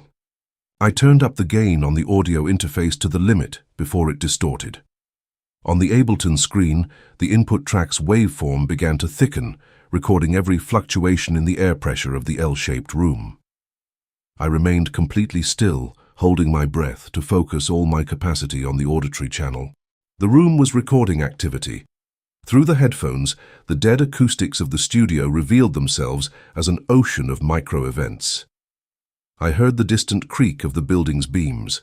I heard the rustle of my own clothes. But beneath all that, operating at an extremely subtle frequency, I caught a disturbance. They were not footsteps. The entity did not walk. The entity displaced the air. I heard a sibilant sound, similar to a dense gas slowly pressurizing against the acoustically treated walls. On the monitor, the spectrum analyzer showed erratic peaks in the upper mid-frequencies, around 2000 Hz. Someone or something was manipulating the air molecules near the right corner of the L, right where the covered mirror was. I applied a multiband compressor to the master track, squeezing the dynamic range, lifting the inaudible sounds and crushing the peaks to level the volume. I raised the gain. The hiss transformed into something biological, a wet rubbing. Friction. I was listening to the breathing of the reverse of matter. It was a respiratory cycle that did not obey the need for oxygen, but imitated, with sadistic mockery, the cadence of human lungs. It inhaled slowly and exhaled with rhythm. I froze. My instinct demanded I tear off the headphones and run from that cursed apartment. But charged immobility dictated that the monarch does not flee from telemetry. He analyzes it. I was the engineer. I dictated the thermodynamics of sound. If the entity used air to exist, it was subject to my laws. Sound bounced, was absorbed, or resonated. I decided to launch an acoustic probe. I brought the microphone to my lips in the semi-darkness of the monitor at 1% brightness. I needed to emit a physical stimulus to measure its reaction. A dry impulse. "I hear you," I whispered. The consonants hit the microphone diaphragm. In my headphones, the phrase sounded immense, deep, and sharp. At the same time, my real voice traveled through the L-shaped room, hit the foam panels, and, as physical laws dictated, was absorbed immediately. There was no echo, no reverberation. The room swallowed my words. I waited. The spectrum analyzer on the screen traced a flat line of silence. And then, the laws of acoustic propagation fractured into 1,000 pieces. 15 seconds after my whisper, when the energy of my voice had already been converted into heat and vanished, the room replied. But it was not a response coming from the microphone. It was not in my headphones. I tore off the headband violently, leaving my ears bare to the heavy air of the studio. From the opposite wall, from the thick panels that should kill sound, an unnatural, impossible, and delayed echo began to emerge. It was my own voice. The barometric texture of my vocal cords, the same sub-bass resonance I had forged in my solitude. But it was decomposed, stretched in time like a magnetic tape playing at half speed. "I hear you." The reverberation drifted in the center of the L, vibrating in the air. In a room treated to be anechoic, echo is a mathematical impossibility. The entity was not just using the air, it was using the very matter of my walls, rewriting the acoustic conductivity of the room. It was absorbing my sound waves and returning them altered, steeped in its own quantum density. Absolute horror of acoustic propagation settled in my stomach. It no longer needed light to imitate me. Now, in the deepest darkness, the invader was using my own voice as a scaffold to build its three-dimensional larynx. It was learning to articulate sound matter. "What do you want?" I asked. This time it was not a whisper. I used all the capacity of my diaphragm, projecting sound toward the dark corner of the covered mirror. Direct confrontation had arrived. Silence pressed against the room again. I counted the seconds. 1, 2, 3. My eyes searched the unfathomable gloom. The faint screen light barely illuminated my own hands. The echo returned, but with less latency. It was adapting with terrifying speed. What bounced back from the bare walls was not a strict repetition. The reverse of matter was assembling the stolen phonemes to build new sentences. Acoustic symmetry had just been annihilated. The voice that filled the space was not a ghostly murmur. It was my own voice, but stripped of all weakness, fatigue, and fear. It was a perfect, aseptic, executive voice, the voice of a quantum monarch who had just taken control of the parliament. "I want nothing," the entity reverberated, making the bass traps vibrate. The acoustics of the room seemed to amplify its presence, turning every air molecule into a speaker. "I already have everything." I felt the blood leave my face. Abyssal cold had infiltrated the apartment. The intruder was not there to negotiate. It did not want to feed on my parasitic terror. It wanted my space. It had calibrated my mass, studied my movements under the light, and now, in the darkness of the tactical quarantine, it was using my own sonic refuge to manifest itself. I stood up. I put my hand on the MIDI keyboard.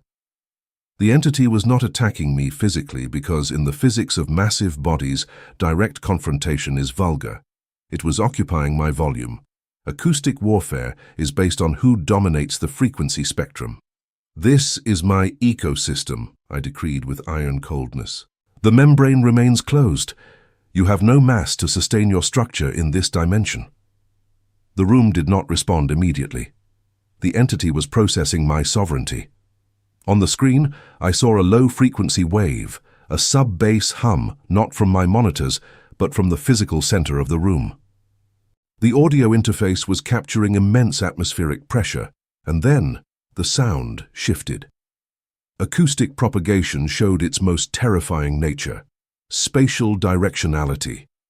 The voice no longer came from the mirror wall. I heard a dull creak, the impact of a heavy mass on the wooden planks. The voice sounded less than 2 meters behind my back, right in the blind vertex of the L-shaped room. "You are the reflection now," whispered the perfect voice in absolute blackness, with a high-fidelity clarity that chilled my spinal fluid. The invisible breath moved the hairs on my neck. It had crossed. The acoustic blanket was still on the glass, but the invader was no longer confined to the frame. By turning off the light, I had given it dominion over the invisible. In my anechoic chamber, I had given it the perfect canvas to draw its existence with my voice. It shared my air. Chapter 7. Cognitive Dissonance. Terror, in its purest and most absolute state, is not an explosion of adrenaline or a piercing scream. It is a thermodynamic paralysis. When the invisible breath of that quantum aberration stirred the hairs on my neck in the absolute blackness of my studio, my central nervous system executed an emergency shutdown. The tactical isolation, the anechoic vault I had designed with mathematical precision to protect myself from the static of the outside world, had become a hermetic trap. I had locked the doors from the inside to annihilate the noise of the biomass, and in doing so, I had buried myself alive in an abyssal pit. I was alone with a leviathan that did not require light to exist. Logic dictated that charged immobility was my only defense. If I moved, if I tried to flee in the dark, I would betray my exact position and give the entity empirical confirmation of my panic. But classical logic no longer applied in that ecosystem. I felt the barometric pressure of its presence moving mere centimeters from my left shoulder. It emitted no biological heat. It radiated a dense, aseptic, and calculating cold. It was evaluating my three-dimensional volume in space. It was claiming my territory. Survival instinct finally rebelled. That crude mammalian mechanism I had tried to castrate for weeks finally rose against the doctrine of conscious matter. I understood that if I remained 1 second longer in the sensory deprivation chamber, my consciousness would be devoured by the reverse of matter. I needed light. I needed photons. I needed the chaotic, deafening, and vulgar noise of the outside world. I needed exactly everything I had sworn to despise. I propelled myself forward with explosive violence, abandoning any pretense of aristocratic dignity. Crashing against the studio doorframe, I ran through the hallway wrapped in shadows. I did not look back. I heard, or thought I heard, the perfect hiss of a laugh behind me, an exhalation of pure tactical superiority. My trembling hands found the latches of the main door. I jerked them open, turned the knob, and threw myself onto the building's landing. The contrast was a physical blow. The fluorescent, sterile light of the communal hallway pierced my dilated retinas like glass needles. I fell to my knees on the cheap tiles, breathing the air tainted by industrial cleaning products, a vulgar smell that, in that instant, seemed like the sweetest perfume in the universe. Behind me, the door to my apartment closed with a dry, definitive click. My empire, my sanctuary of low frequency, had just been conquered. I was, for all intents and purposes, an exiled monarch, a refugee fleeing his own castle. I stood up, leaning against the lime-washed wall of the landing. My physical appearance must have been terrifying. I had gone more than 60 hours without sleep. My skin had a greyish tone, my hair was soaked in cold sweat, and my eyes orbited in their sockets with the hypervigilance of a cornered animal. I went down the stairs, unable to endure the elevator. The elevator, by its very architectural nature, was lined with immense mirrors on its 3 walls. I pushed the front door and stepped out into the street. It was mid-morning. The sun hit my face with an electromagnetic fury that forced me to cover up with my forearm. The world was in full operation. Vehicles moved by combustion, engines roared, and tires experienced friction against the asphalt. Hundreds of pedestrians, that gaseous and scattered biomass I had diagnosed as inferior, walked hurriedly, talking on phones, drinking coffee, ignorant of the fragility of the quantum fabric. Cognitive dissonance is the painful collapse the human brain suffers when forced to process two mutually exclusive and contradictory realities at once. And on that street, bathed in the high-frequency noise of the city, my mind was on the verge of fracturing in half.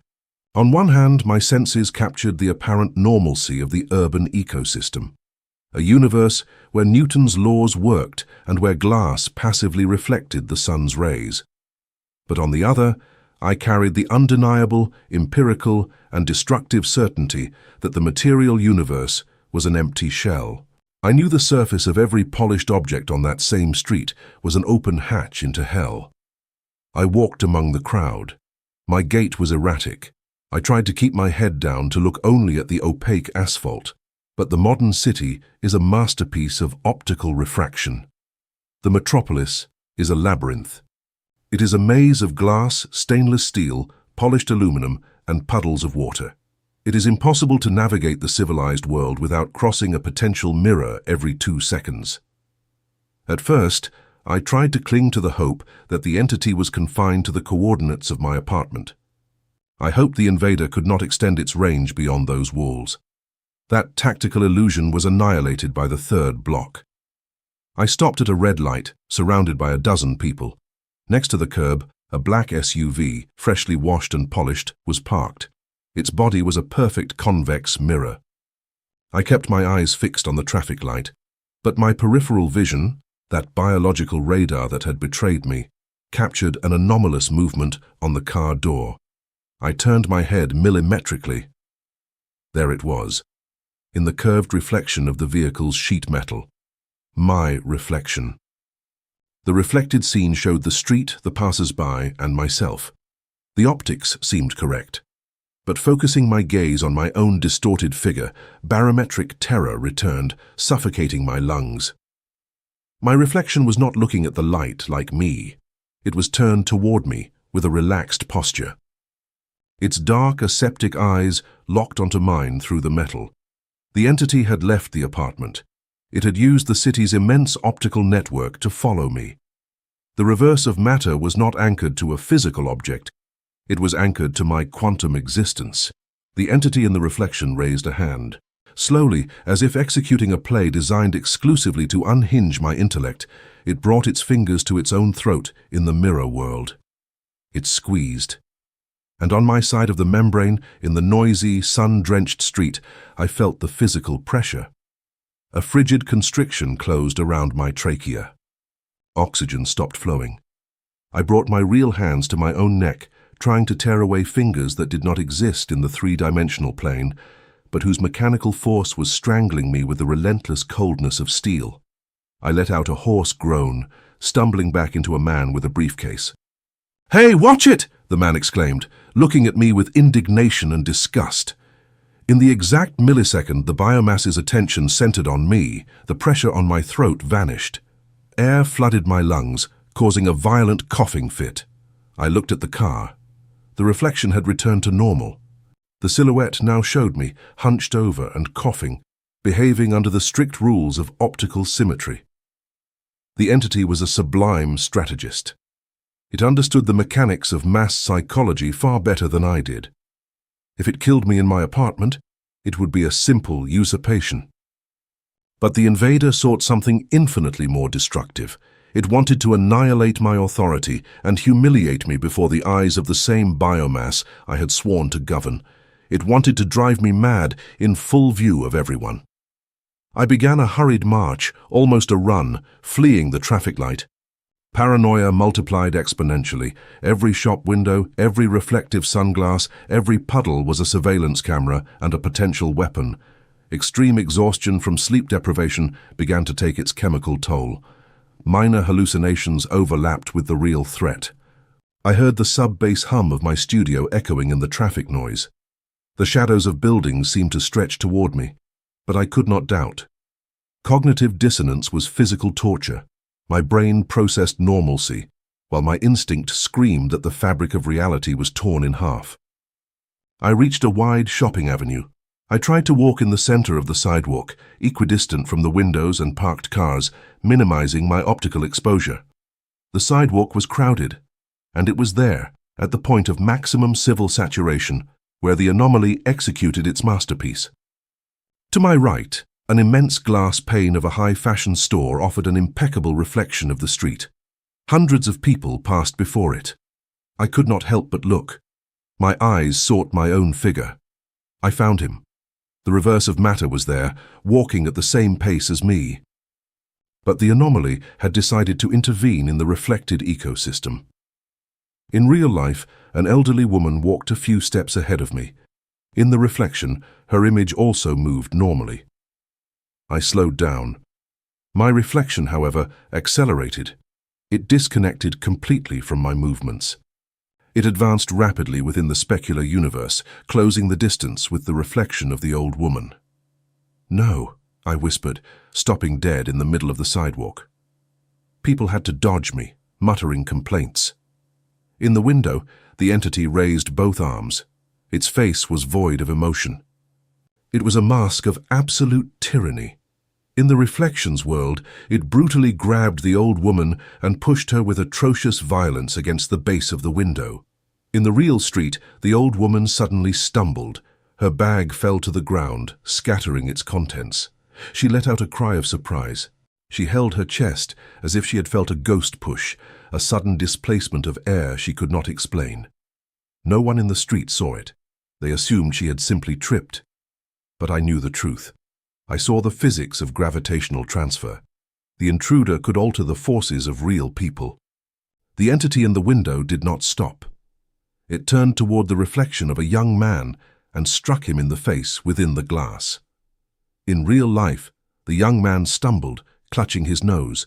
Surprised by a sudden pain he attributed to an insect or sudden dizziness. Chaos spread through the street. In the center of that 20-meter window, my reflection walked like a vindictive god, striking and terrifying the quantum shadows of the ordinary biomass. Then, after its show of force, the entity turned toward me. It stood still. It looked at me directly through the glass. The message was one of terrifying clarity. It was telling me, "You proclaimed yourself the monarch. You believed you were a god of low frequency and isolation. But watch. Watch who truly has the power to alter matter." Panic shattered my tactical containment. My training evaporated. I ran to the window, pushing through real people. I crashed against the glass with both hands, pounding the thick pane with closed fists. "Stop!" I screamed with a broken, hoarse voice. "Stop doing it! Return to symmetry!" I hit the glass again and again. The sound rang through the avenue. Inside the reflection, the entity did not blink. A few centimeters from my face, separated only by the thickness of the safety glass, it watched me with such immense pity that it destroyed my soul. He was not hitting the glass. He stood serene, with hands clasped behind his back. He exuded the hyperdense mass of conscious matter that I had lost. The silence around me was abrupt. The biomass had stopped walking. I felt a warm, firm hand grabbing my shoulder. I turned sharply. It was a private security guard, flanked by passers-by watching me with alarm. "Sir, are you all right?" the guard asked. His voice was cautious, the kind used to defuse a bomb. "Why are you screaming at the glass? Please step away. You're frightening people." I looked around. A circle of empty space had opened. I saw the diagnosis in their eyes. They were facing a madman. A disheveled, sweaty man with bloodshot eyes who had suffered a schizophrenic break and was attacking his own reflection. I looked back at the window. The quantum anomaly was gone. In the instant the guard touched me, forcing the biomass's reality to collapse, the entity restored symmetry. The window now only showed the pathetic truth of classical laws. My own reflection, haggard, held by a guard, surrounded by a judging crowd. Cognitive dissonance reached its climax. The entity's tactical design was perfect. If I tried to explain, they would intern me in a psychiatric facility. I would be locked in a padded cell. There would be light and polished surfaces everywhere. The entity would have permanent access to my sedated body. I was alone, socially annihilated. I had lost my sanctuary and control of the thermodynamics of my existence. I broke from the guard's grip. "I'm sorry," I stammered, backing toward the roadway. "I'm sorry." A dizzy spell. Lack of sleep. I turned and fled, merging into the crowd. But as I moved away, I felt the frigid gaze on my neck. No matter where I ran, the sun was high, illuminating billions of surfaces. The labyrinth had no exit. And as I walked toward the total disintegration of my psyche, I knew the reverse of matter was preparing for the final exchange of gravity. The wave collapse was about to become physical. Chapter 8. The Glass Pact. Public humiliation is a universal solvent for the sovereignty of the ego. When I fled the commercial avenue, leaving behind the window, the security guard, and the biomass that judged me with eyes injected with mediocrity, my mental architecture was in ruins. The social diagnosis had been issued. I was a madman. I was a defective organism, incapable of processing three-dimensional reality, screaming at glass in broad daylight. The reverse of matter had not only demonstrated its ability to alter the gravitational fields of my world, it had snatched my logistical empire. It had stripped me of my monarch status to turn me into a gaseous pariah. The walk back to my apartment was an exercise in biomechanical agony. I had gone more than 72 hours without my REM sleep phases cleaning the toxins from my brain. Every step cost me an immense caloric effort. I kept my head down, staring strictly at the tips of my shoes, terrified of crossing eyes with any polished surface. I was terrified of any puddle or sunglass that might harbor the aseptic and superior smile of my usurper. As I inserted the key into my door lock, my hands trembled with an erratic and high frequency, the biological antithesis of charged immobility. I entered and closed the door behind me, engaging the bolts with an animal instinct. The apartment greeted me with the same tactical blackout I had established hours before. The darkness was total, dense, and oppressive. The air smelled of confinement and stale fear. I slid down the hallway wall until I fell sitting on the wooden floor. The physics of isolation had failed miserably. Blinding the entity by turning off the light had not stopped the invasion. It had simply mutated it toward acoustic propagation, and fleeing toward the sunlight had exposed me to psychological warfare in the open field. The three-dimensional ecosystem, with its billions of photons, was the perfect hunting ground for the anomaly. There was no refuge in the light. There was no refuge in darkness. The entire universe had become a chessboard where I only possessed the cornered king, and my adversary controlled every square of space-time. I rested the back of my head against the cold plaster. The silence of my improvised chamber crushed my eardrums. It was no longer the purifying silence of sovereignty. It was the lethal silence that precedes execution. If the material universe is a closed system that constantly seeks thermodynamic equilibrium, my existence had become an unsustainable anomaly. The vacuum I had created through my extreme isolation generated a massive pressure. Nature abhors a vacuum. By amputating the biomass from my life, by refusing to emit emotional noise, I myself had acted as a particle accelerator, tearing the quantum membrane of the mirrors and attracting the only entity in the cosmos with the density to occupy my throne, my own reverse. The mathematical conclusion was undeniable. If running was useless and hiding was suicidal, only one equation remained: informed capitulation. The final confrontation, not to win, but to understand the terms of surrender. I stood up. I no longer walked crouched. I straightened my spine, forcing my muscles. I adopted the posture of a general walking toward the enemy's tent to sign the armistice. I went to the electrical panel. I lifted the heavy black plastic lever. The flow of electrons returned to the circuits. The lamps flickered before flooding the hallway with a warm light that seemed crude and hostile. The hum of appliances restored the bass frequency. I walked toward my studio. The door was open. I entered the L-shaped room. The acoustic panels absorbed the sound of my footsteps. In the center of the room, illuminated by the hallway light, stood the monolith. the full-length mirror, still covered by the blanket. I stood 1 meter from the veiled glass. The audio interface was off. The monitors were dead. I was not going to use sub-bass frequencies as a protective shield. I was not going to launch acoustic probes. I was going to open the hatch head-on. I reached out my right arm, grabbed the edge of the blanket and pulled. The heavy fabric collapsed onto the rug with a dull thud, like a body falling. The glass was bared. Light hit the silver surface, and the wave function collapsed, revealing the final state of matter. The entity was there, but it no longer simulated symmetry. It no longer feigned being a passive bounce of photons. The reverse of matter was sitting in my studio chair inside the mirror. In the real world, the chair was empty. In the inverted geography of the glass, he occupied it with terrifying majesty. His legs were crossed, his hands rested on the armrests, relaxed, exuding a perfect charged immobility. His face was mine, but purged of all biological scum. There was no trace of 72 hours of insomnia. His skin was taut, his eyes bright, his posture that of an alpha predator at the absolute peak of the quantum food chain. He wore my clothes, but they didn't look worn. They looked like black titanium armor. He looked at me, an aseptic, clinical gaze, devoid of anger or haste. It was the gaze of a collector evaluating a butterfly already pinned to the corkboard. There was no jump, no scream. The confrontation unfolded in the abyss of the strictest thermodynamic silence. I stood before the glass, arms hanging. "I won," I articulated in a low voice, almost an inaudible whisper. It was not a statement of victory. It was the recognition that he had defeated me. The entity in the mirror emitted no sound. In his universe of inverted light, there was no air, but he did not need it. Communication was established via pure telemetry.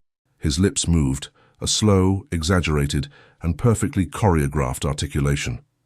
Each syllable he formed resonated inside my own skull, not as sound, but as a sub-bass vibration that embedded itself directly into my synapses.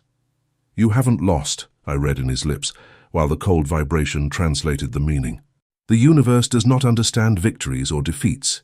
The universe understands mass and volume. You, quite simply, have run out of mass." I swallowed the bile of my own humiliation. His words, projected telepathically, were the perfect echo of the dogmas I had built to isolate myself. He was using my own laws of the physics of power to execute me. "What are you?" I asked him. My vocal cords scraped the air of the anechoic room. "A hallucination? A flaw in entropy?" The reflection uncrossed its legs with terrifying elegance. It leaned forward in its specular chair, resting elbows on knees. Its eyes locked onto mine, penetrating the glass membrane as if it didn't exist. "I am the mathematical consequence of your megalomania," it replied, moving its lips with a hypnotic cadence. "You spent years denying your own biology. You called others biomass, gas, high-frequency hysteria. You locked yourself in this acoustic bunker to forge your conscious matter. You wanted to be a black hole. You wanted so much internal gravity that the outside world couldn't touch you." The intruder paused, tilting its head. Its face, my own face, reflected a genuine disappointment. "But you are flesh. You are subject to cellular fatigue, to fear, to the wear of entropy. You want the throne of the immortals, but you cry when you haven't slept for 3 days. You want to isolate yourself from noise, but you panic in the dark. You are a defective architect. You built a temple for a god, but you lack the divinity necessary to occupy it." "And you do," I countered, voice trembling despite my efforts to apply immobility. The entity smiled, the same cold smile that had shattered my sanity on the first day. "I am the concept you tried to reach. I do not sleep. I do not bleed. My nervous system does not collapse under the barometric pressure of solitude. I am the true conscious matter, forged in inverted light. For decades, I was a slave to your movements. You forced me to imitate your errors, your humiliations, your cowardice. But your isolation was the scalpel that cut the membrane. The asymmetry was absolute. I was haggard, on the verge of multi-organ failure, sweating cold in a room lit by pale light. He was perfection. The mirror, which all my life had been a passive tool, revealed itself as the crucible where my personal monster had been gestating, feeding on my reflections. "Why haven't you killed me?" I asked. The question floated in the heavy air. "You could have suffocated me in the street. You can alter gravity in my plane. Why the show at the window? Why push me to cognitive dissonance?" The reflection stood up. Its movement was so lethal and fluid I had to stifle the urge to flee. He walked slowly toward the glass surface from his side. He stopped centimeters from the silver membrane, rising with an imposition that dwarfed my three-dimensional existence. "Killing you is a vulgarity of the infantry," he articulated, and the vibration in my skull was so deep I felt acute dizziness. "Destroying matter is inefficient. The physics of quantum monarchs does not destroy, it assimilates. I don't want to murder you. I come to propose the definitive peace treaty. I come to offer you the glass pact." I looked up. The oppression in my chest threatened to paralyze my lungs. "A pact? A logistical transfer of mass," the entity replied. He raised his right hand and rested the palm against the inside of the glass. The glass vibrated slightly. "Look at yourself," he continued, with sadistic slowness. "You are one step from a psychiatric collapse. The biomass already considers you a lunatic. You are exhausted. The three-dimensional world, with its chaos, its hysteria, its betrayals, and its incessant friction, is unbearable to you. That's why you isolated yourself. You are desperate for extreme solitude, the perfect silence, the void where no one can extort or touch you." The intruder looked at me. His expression softened, perfectly mimicking human empathy. "I offer you the paradise you desire. A sanctuary of low frequency where you will never have to interact with ordinary matter again. A place where time does not oxidize cells. An absolute void where you can sit in your charged immobility forever." I understood the magnitude of the offer before he finished. My stomach contracted violently. "You want to exchange planes," I said, with a thread of voice. "You want to lock me in the reflection." The entity nodded, a slow and solemn movement of confirmation. "You cross the membrane to my universe. I cross to yours, a thermodynamic swap. Upon entering the glass, you will be stripped of biological fatigue. You will become photons and pure consciousness. You will have the absolute solitude you sought. You will be the eternal observer. No one can hurt or bother you ever again. You will be safe." "And you?" I asked, feeling the logical trap close around my neck with the steel precision of a bear trap. "What do you gain in this transfer?" The reflection lowered its hand. Its posture became frigid. The spark of false empathy vanished from its pupils, replaced by the infinite veracity of a black hole. "I will take your physical body," he articulated. The sub-bass vibration in my brain took on a tone of absolute tyranny. "I will incarnate in your blood, your bones, and your nervous system. I have the density to walk among the biomass without its noise affecting me. I will not hide in acoustic bunkers. I will apply the weight of the invisible in the real world. I will subject the three-dimensional hysteria, dominate the spaces you abandoned out of fear, and crown myself over the ashes of your social errors.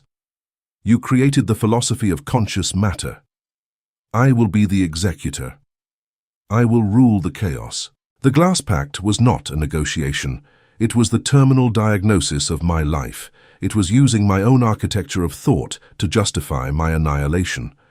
What was most terrifying was the undeniable and destructive logic of his arguments. I had failed. My isolation had made me infinitely more fragile. I had lost the battle at the window. I had lost my connection with reality. I was physically and psychologically destitute. The entity's offer was, from a perverse perspective, a merciful exit. It offered the end of pain. In exchange, he would take my life and elevate it to the perfection I could never hold. "If I refuse," I whispered, unable to look away from his relentless face.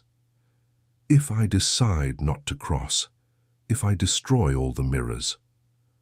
The reflection slowly shook its head. Its smile returned, this time loaded with brutal condescension. The optical symmetry is already broken. Acoustic propagation is solid.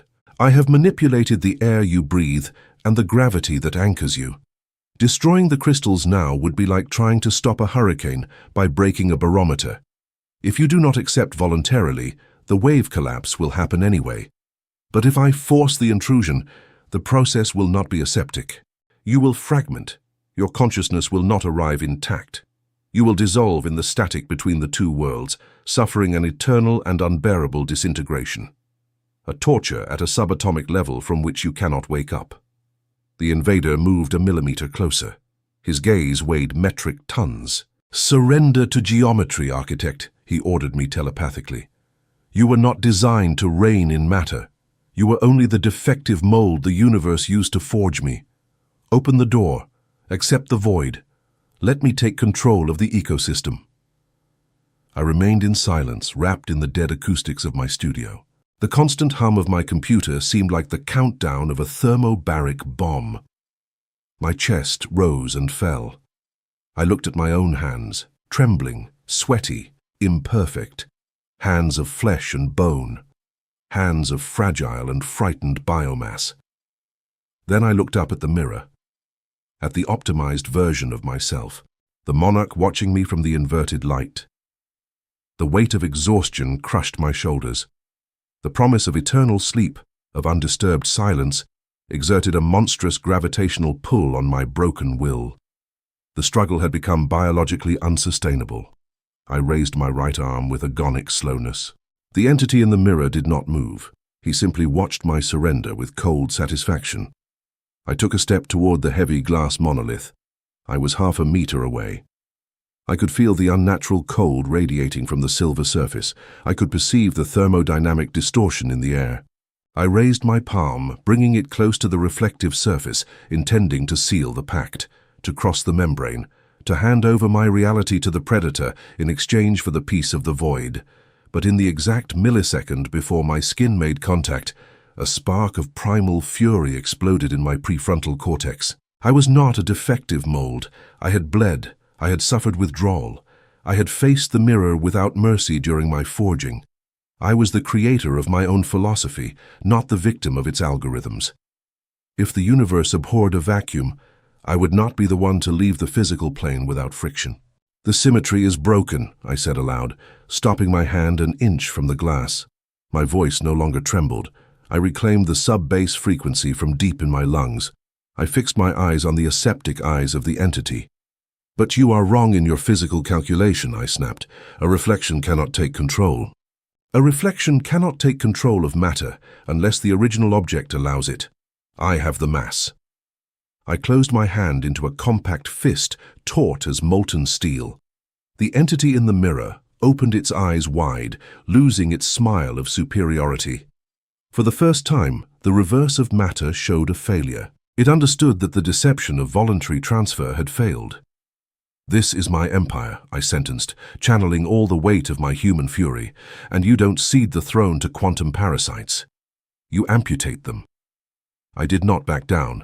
I pulled my arm back, accumulating all the remaining kinetic energy. With a roar that tore the acoustic silence of the room, I prepared the ballistic impact directly against the center of the mirror, ready to unleash the wave collapse and face the physical invasion of the membrane.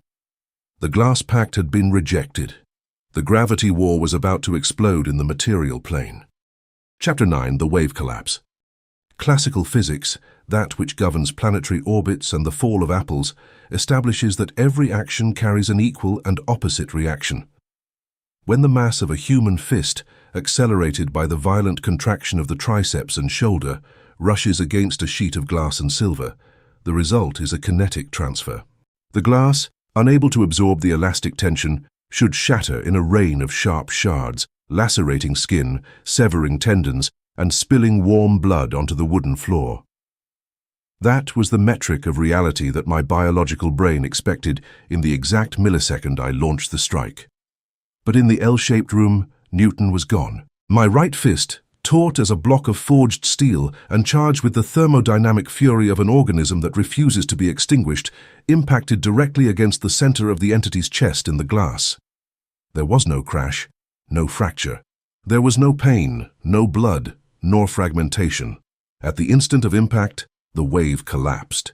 The polished surface of the full-length mirror abandoned its three-dimensional solid state. The glass did not break. It liquefied. My fist penetrated the silver membrane with a dull, viscous sound, as if I had just plunged my arm into a pool of dense, heavy mercury at a temperature near absolute zero. The cold was instantaneous and atrocious. It was not the temperature of ice that numbs the nerves. It was a subatomic cold, a violent subtraction of heat energy that threatened to stop the movement of electrons in my own cells. My forearm disappeared completely inside the mirror surface, swallowed by the inverted light. Centimeters from my face, the invader lost its mask of aseptic superiority. Surprise, an emotion its quantum perfection algorithm had not calculated, crossed its pupils. He expected me to retreat. He expected me to accept exile. He never foresaw that the exhausted and irrational biomass would carry the war to his universe. The wave collapse manifested as an extreme barometric anomaly in my studio. The air pressure plummeted. My ears buzzed with violence. The faint yellow light filtering from the hallway began to bend toward the mirror, sucked by the immense gravity generated at the point of contact between both realities. "You are not taking my mass," I roared, with teeth clenched, feeling lactic acid burn in my shoulder. I pushed forward, trying to drive my fist deeper into his chest, trying to destabilize his charged immobility. But the entity recovered from the initial shock in a fraction of a second. The smile vanished from his face, replaced by a mask of predatory, raw, and inorganic hostility. The reverse of matter did not need to breathe to emit force. His hands, which until then had remained relaxed at his sides, rose at the speed of light. I felt a brutal grip on my right wrist, beneath the mercury surface. They were his fingers, fingers not made of flesh, bone, or cartilage, but of pure density. The mechanical pressure he exerted on the joint of my wrist was colossal. I felt the radius and ulna were going to burst under the hydraulic press of his will. His hand was a vice of frozen titanium, anchoring me to the abyss. And then the invader began to pull. The gravitational force inverted in my ecosystem. The mirror ceased to be a passive window to become the vortex of a miniature black hole. My bare feet slipped on the acoustic rug, dragged 5 centimeters toward the wooden frame. The pull was the suction of the void. "Surrender to the geometry," his telepathic command echoed in my skull, a deafening vibration that threatened to liquefy my frontal lobe. "Your entropy ends here. Your biological chaos has no strength to resist the void." "The void submits to my will," I spat between my teeth. I dug my heels into the wooden floor. I contracted my quads, abdomen, and lower back muscles. I was executing the physical posture of resistance, anchoring my biomass to terrestrial gravity. It was a metaphysical tug-of-war. On one side, 75 kilos of exhausted meat, blood pumping at lethal pressure.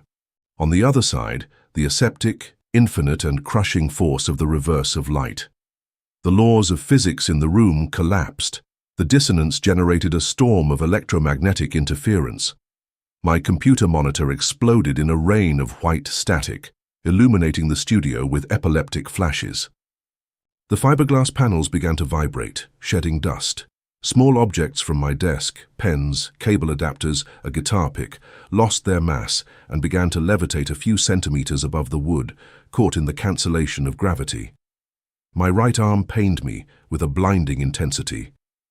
The entity pulled at me with a constant, immovable rhythm, like a machine designed to wear down human resistance. My shoulder threatened to dislocate. Half my body, from head to torso, was tilted dangerously toward the mercury surface. I could see the intruder's face millimeters from my nose. I was losing ground. His mass was numerically superior. He felt no fatigue. I had gone 3 days without sleep. He felt no pain. My tendons were about to snap. The mathematical equation dictated my imminent transfer toward the reverse of matter. If I crossed that membrane, my consciousness would be encapsulated.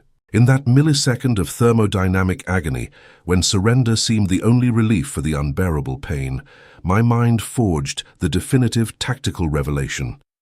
The quantum monarch had made a fatal calculation error in his philosophical architecture. I had spent months trying to eradicate my humanity. I had convinced myself that flesh, pain, and fear were weaknesses of the gaseous biomass. I tried to build a charged immobility based on aseptic perfection. The entity in the mirror was the exact result of that desire, perfect, tireless, and without biological weakness. But in the material world, perfection has no grip. A perfectly smooth body, without pores or scars, lacks friction. And in a battlefield where gravity is the currency, friction is the only force capable of anchoring you to the ground. My strength did not lie in being as perfect as the entity. My critical mass resided in my deep, dirty, and entropic condition. I bled. I suffered. I had scars. I was the unpredictable chaos of cells fighting frantically not to die. That chaos, that thermodynamic desperation that the anomaly despised, was my molten lead anchor. I stopped pulling back. The invader in the glass suffered an immediate decompensation. Calibrated to overcome resistance in the opposite direction, his machinery failed against the change of my force vector. Instead of pulling away, I used my remaining kinetic energy to push. I lunged with all my body weight forward, driving my shoulder, neck, and half my torso into the liquid membrane. The subatomic cold swallowed my chest, temporarily paralyzing my lungs, but I ignored the suffocation. My left hand, which until then had been free, crossed the silver barrier and closed like a claw around the immaculate neck of the entity in the inverted world. The surprise on his face was thermodynamic. His quantum eyes opened wide. The deity of low frequency had just been strangled in his own temple. "What are you doing?" his voice screamed in my head. But this time the telepathic vibration was broken, tinted by a static of pure algorithmic panic. "You are destabilizing the membrane." "If the symmetry breaks," I roared, with half my face submerged in the dense liquid of the reverse, spitting the words into his own dimension. "It breaks for both." I injected my entropy. I did not oppose him with perfection. I transmitted all my physical pain, my fatigue, and my vulgar terror. It worked like a computer virus injected into an aseptic mainframe. The entity was not designed to process biological pain. His structure of photons and inverted light began to convulse. The titanium grip on my right wrist wavered, losing density. His face began to deform, losing resolution like a corrupted image. "You are not the conscious matter," I whispered, sinking my fingers into his incorporeal throat while I pushed his mass toward the depths of the specular darkness. "You are only the shadow projected by my fear, and I am not afraid of the dark." I stepped firmly on the wooden frame of the mirror. Leaning on that real and tangible friction of the biomass world, I pulled my right arm with monumental strength, tearing my wrist from his weakened fingers. At the same time, I used my left hand to push his neck back with a brutal impact. The effect was devastating. The membrane suffered a structural failure. The state of superposition could not sustain the contradiction of two gravities operating in cross directions. The mathematical probability was resolved. The wave function collapsed this time in favor of classical physics. The dense, mercurial liquid solidified in a fraction of a millisecond. I felt the change of state just in time to throw my weight back. I was expelled from the mirror like a diver from a decompression chamber. I landed on my back on the acoustic rug with an impact that knocked the air from my lungs, hitting my head against the desk. At that same millisecond, the mirror reached its limit. The crash was apocalyptic. It was not the simple tinkling of a glass falling. It was the sound of a fragmentation bomb exploding in an enclosed space. The 2-meter-high glass exploded outward, vomiting tens of thousands of sharp shards toward the center of the room. I raised my arms to protect my face. A rain of glass fell upon me. I felt the sharp sting of small cuts on my forearms, the back of my hands, and my left cheek. The high-pitched noise of the fragments hitting the floor and table lasted for 3 eternal seconds, an auditory chaos that defied the absorption of my anechoic walls. And then silence fell. A real silence. Heavy, dusty, and biological. The constant hum of static on the monitor had vanished. Objects that were levitating had fallen to the ground, docilely obeying the gravity of the Earth at 9.8 meters per second squared. I lay face up, gasping for air. My muscles burned with lactic acid, and my heart hit my sternum like a jackhammer. The room spun around me. The warm hallway light filtered in, illuminating the devastation. Slowly, ignoring the stinging pain in my bloody forearms, I propped myself up on my elbows. I looked toward the wall. The heavy wooden frame was still standing, leaning against the wall, but its interior was completely empty. Only the back cork panel and a few jagged teeth of glass clinging to the edges remained. The floor was strewn with a shiny, translucent mantle of crystalline ruin. No membrane, no silver liquid. Oh, no dark, majestic face was looking at me from the other side. It was, quite simply, broken glass. Fused and cooled silica sand, mixed with a layer of silver nitrate, shattered by a kinetic transfer. The entity had disintegrated with the collapse. The reverse of matter had been expelled or locked away. I had reclaimed my sovereignty through the most brutal friction. I passed my trembling hand over my face. My fingers were stained with a thin line of blood from a shallow cut on my cheek. The blood was warm. It was sticky. It was undeniably biological and real. I closed my eyes, and the alarm stopped. I did not feel the thermal pressure of a gaze on my neck. I did not perceive the latency of an imitator lurking in the dark. The apartment was once again just an apartment, an enclosure of wood and brick, subject to the comforting, boring, and safe laws of classical thermodynamics. Tactical isolation was no longer a prison for a monster. It had become the tomb of the anomaly, the battlefield where human conscious matter, with all its fragility, pain, and asymmetry, had proven to be infinitely heavier than the vacuum. I let myself fall back onto the rug, surrounded by ruin.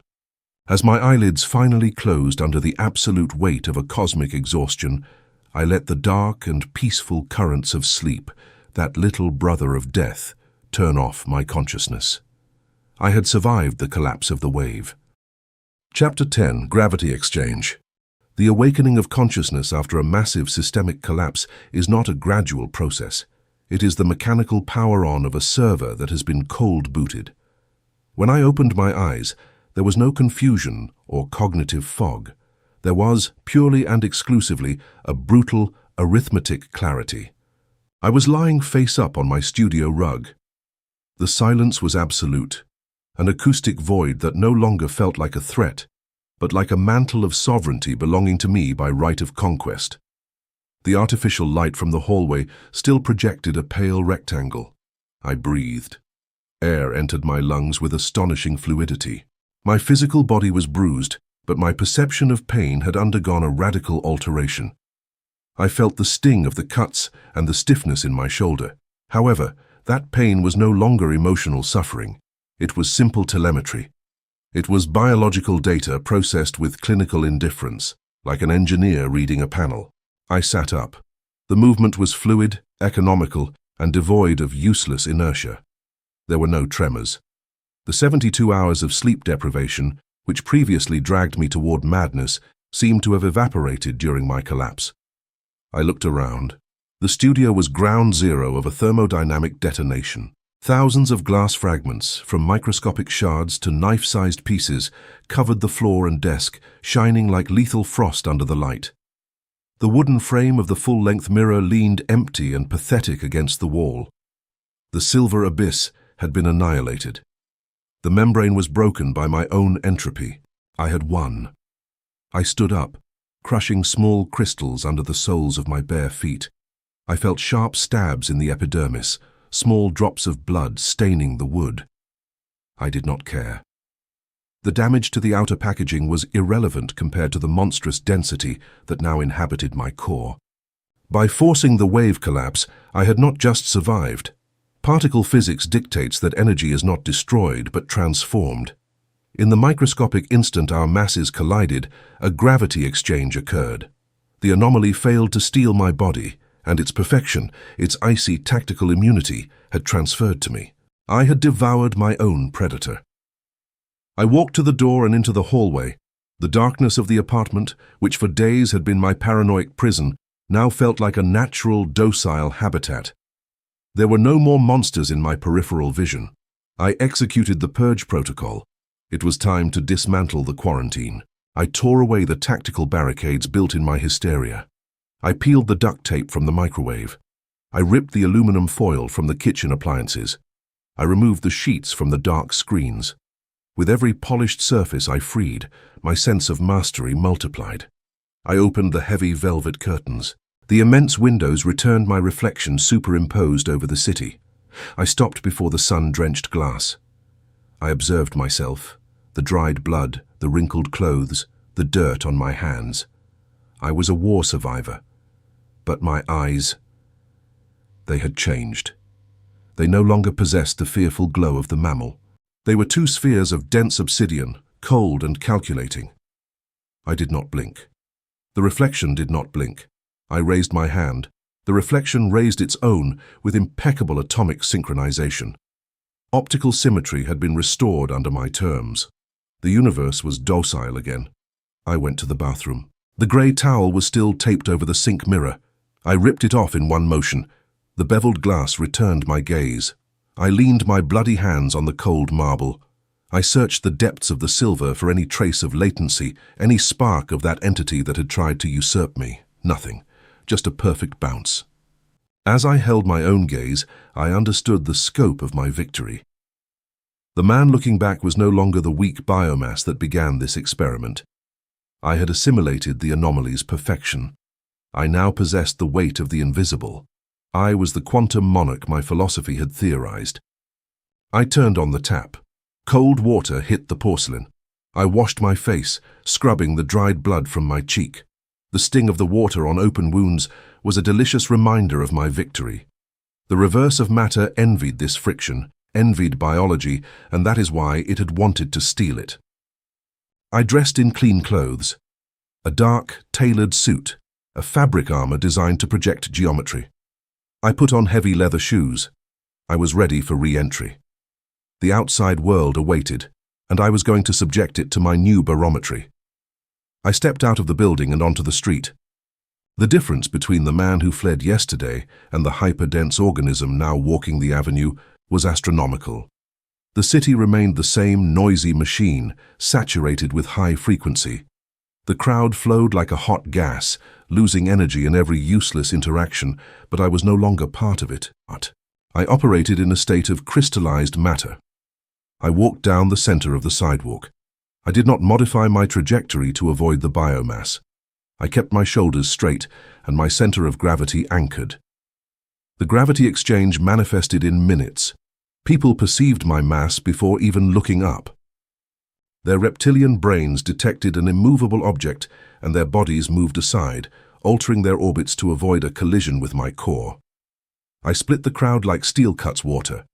I passed the same shop window where 24 hours earlier I had suffered a psychotic collapse. I turned my head. The glass reflected the avenue. I saw myself, a dark and implacable figure, moving with perfect cadence. There was no anomaly attacking passers-by, no cognitive dissonance. The glass was a slave to my light. I gave my image the same superior smile the invader once gave me. The throne was not empty. I crossed the street to a cafe. I entered. The sound of cups and chatter was an unbearable static for the weak, but for me it was harmless white noise. I went to the bar. The waiter was arguing heatedly with a customer over an order error. Emotional friction was evident. He was sweating. I stood before the counter. I did not say a word. I did not lift a finger for attention. I simply applied charged immobility and projected the crushing weight of my silence. 3 seconds were enough. The waiter stopped mid-syllable. He felt the drop in atmospheric pressure. He turned toward me. His body language collapsed into submission. Hysteria left his shoulders. "What? What can I get you, sir?" he asked in a whisper, intimidated by the tactical asymmetry of my presence. "Black coffee. No sugar," I replied. I used the economy of the verb. 6 words, spoken with a sub-bass gravity. The young man nodded and turned to prepare the order with nervous efficiency, terrified of making me wait. The other customer looked at me, lowered his eyes to his phone, and moved away to a back table. Power is not negotiated. It is imposed through geometric density. I had silenced them both. Tactical immunity worked masterfully in the 3-dimensional ecosystem.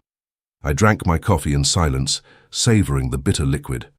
I watched humanity through the glass, such fragile creatures, how easily manipulated their emotions were. They spent their lives begging for validation, fleeing mirrors. They ignored the ruthless thermodynamic laws operating behind the veil. I had paid the price to access that superior physics. I had endured the terror of the abyss. I had seen the reverse of matter and disintegrated the parasite. I left the cafe and continued my march through the city. The midday sun projected my short, defined shadow. Every car window, every puddle, every glass facade returned the same image, the monarch, the absolute architect of my reality.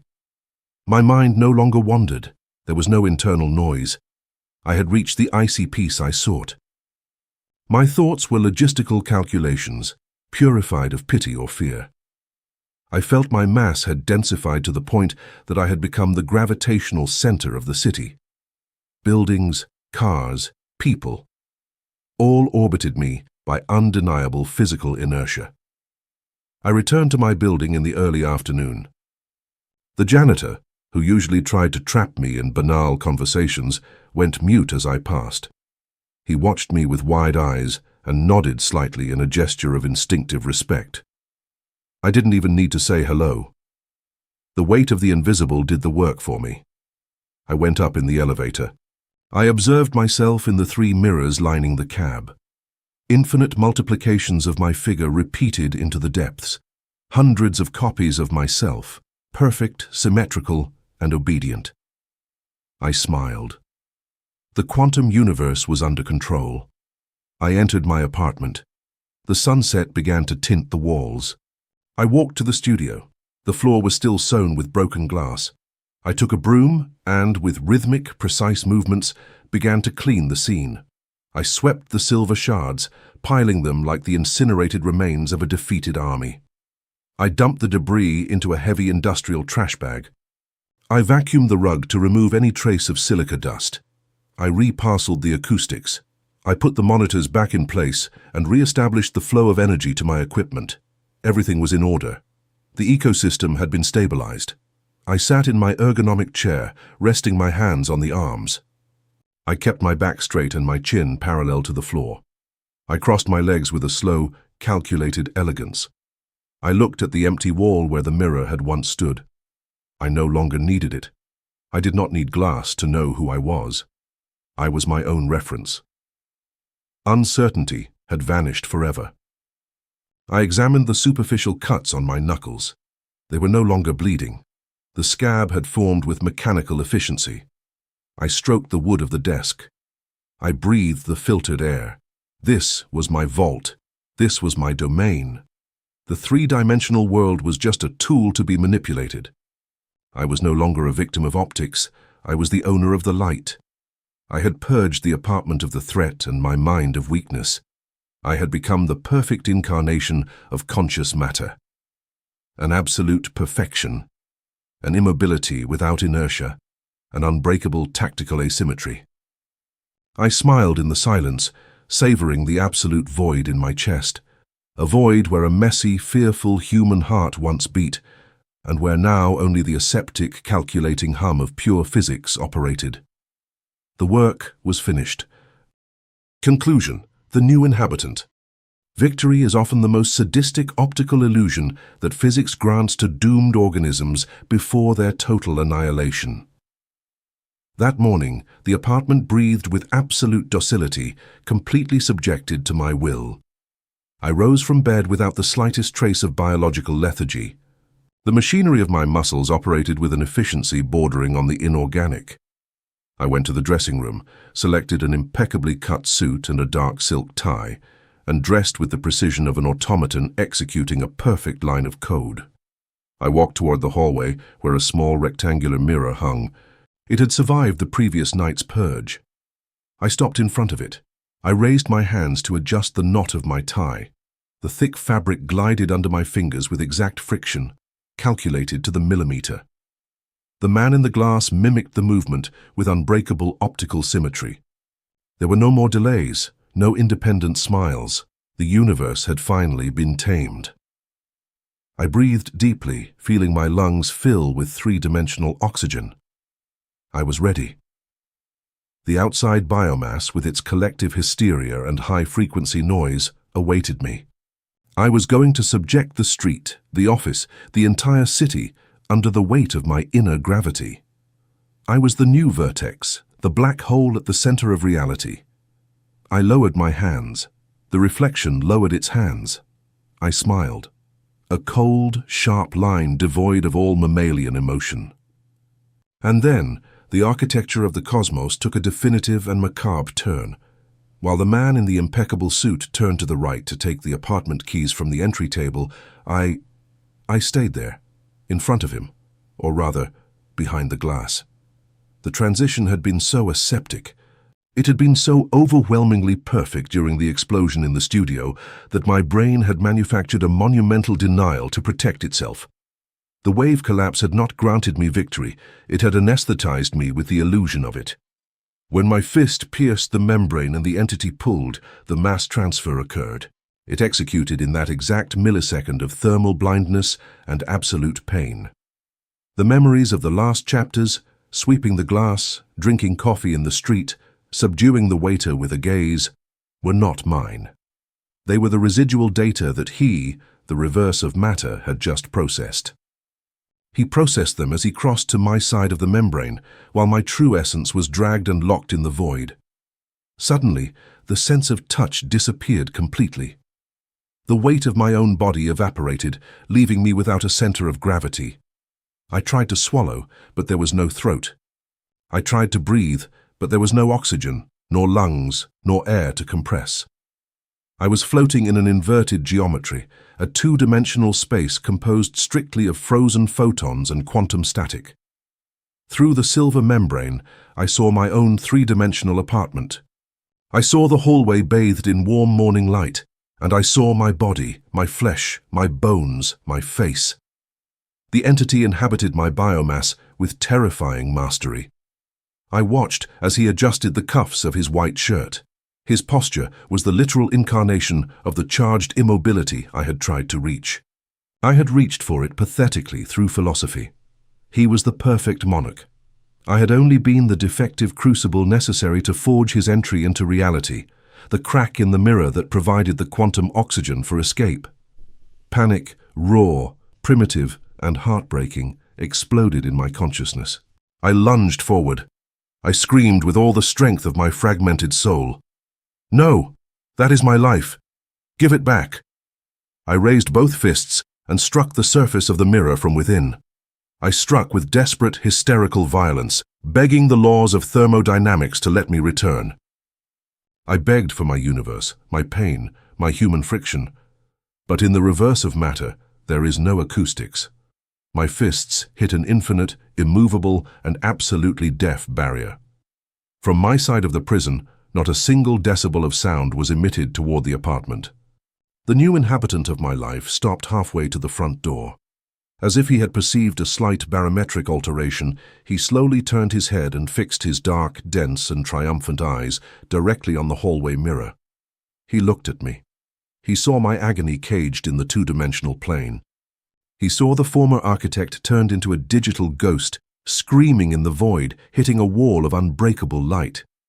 He did not break into a diabolical smile. There was no need for theatricality. He gave me one last look of absolute, icy, and clinical pity. It was the diagnosis of a superior organism, observing a bacterium newly eradicated from its ecosystem. Then he turned around, opened the oak door, and stepped out into the noisy and vibrant real world, closing the hatch behind him with a soft and definitive click. The hallway light turned off automatically. I was left alone, plunged into the eternal, geometric and perfect blackness of the reverse, trapped forever in the true, definitive, and most terrifying of all tactical isolations. The throne at last had a worthy owner. I had become the silent echo of an empire that no longer belonged to me.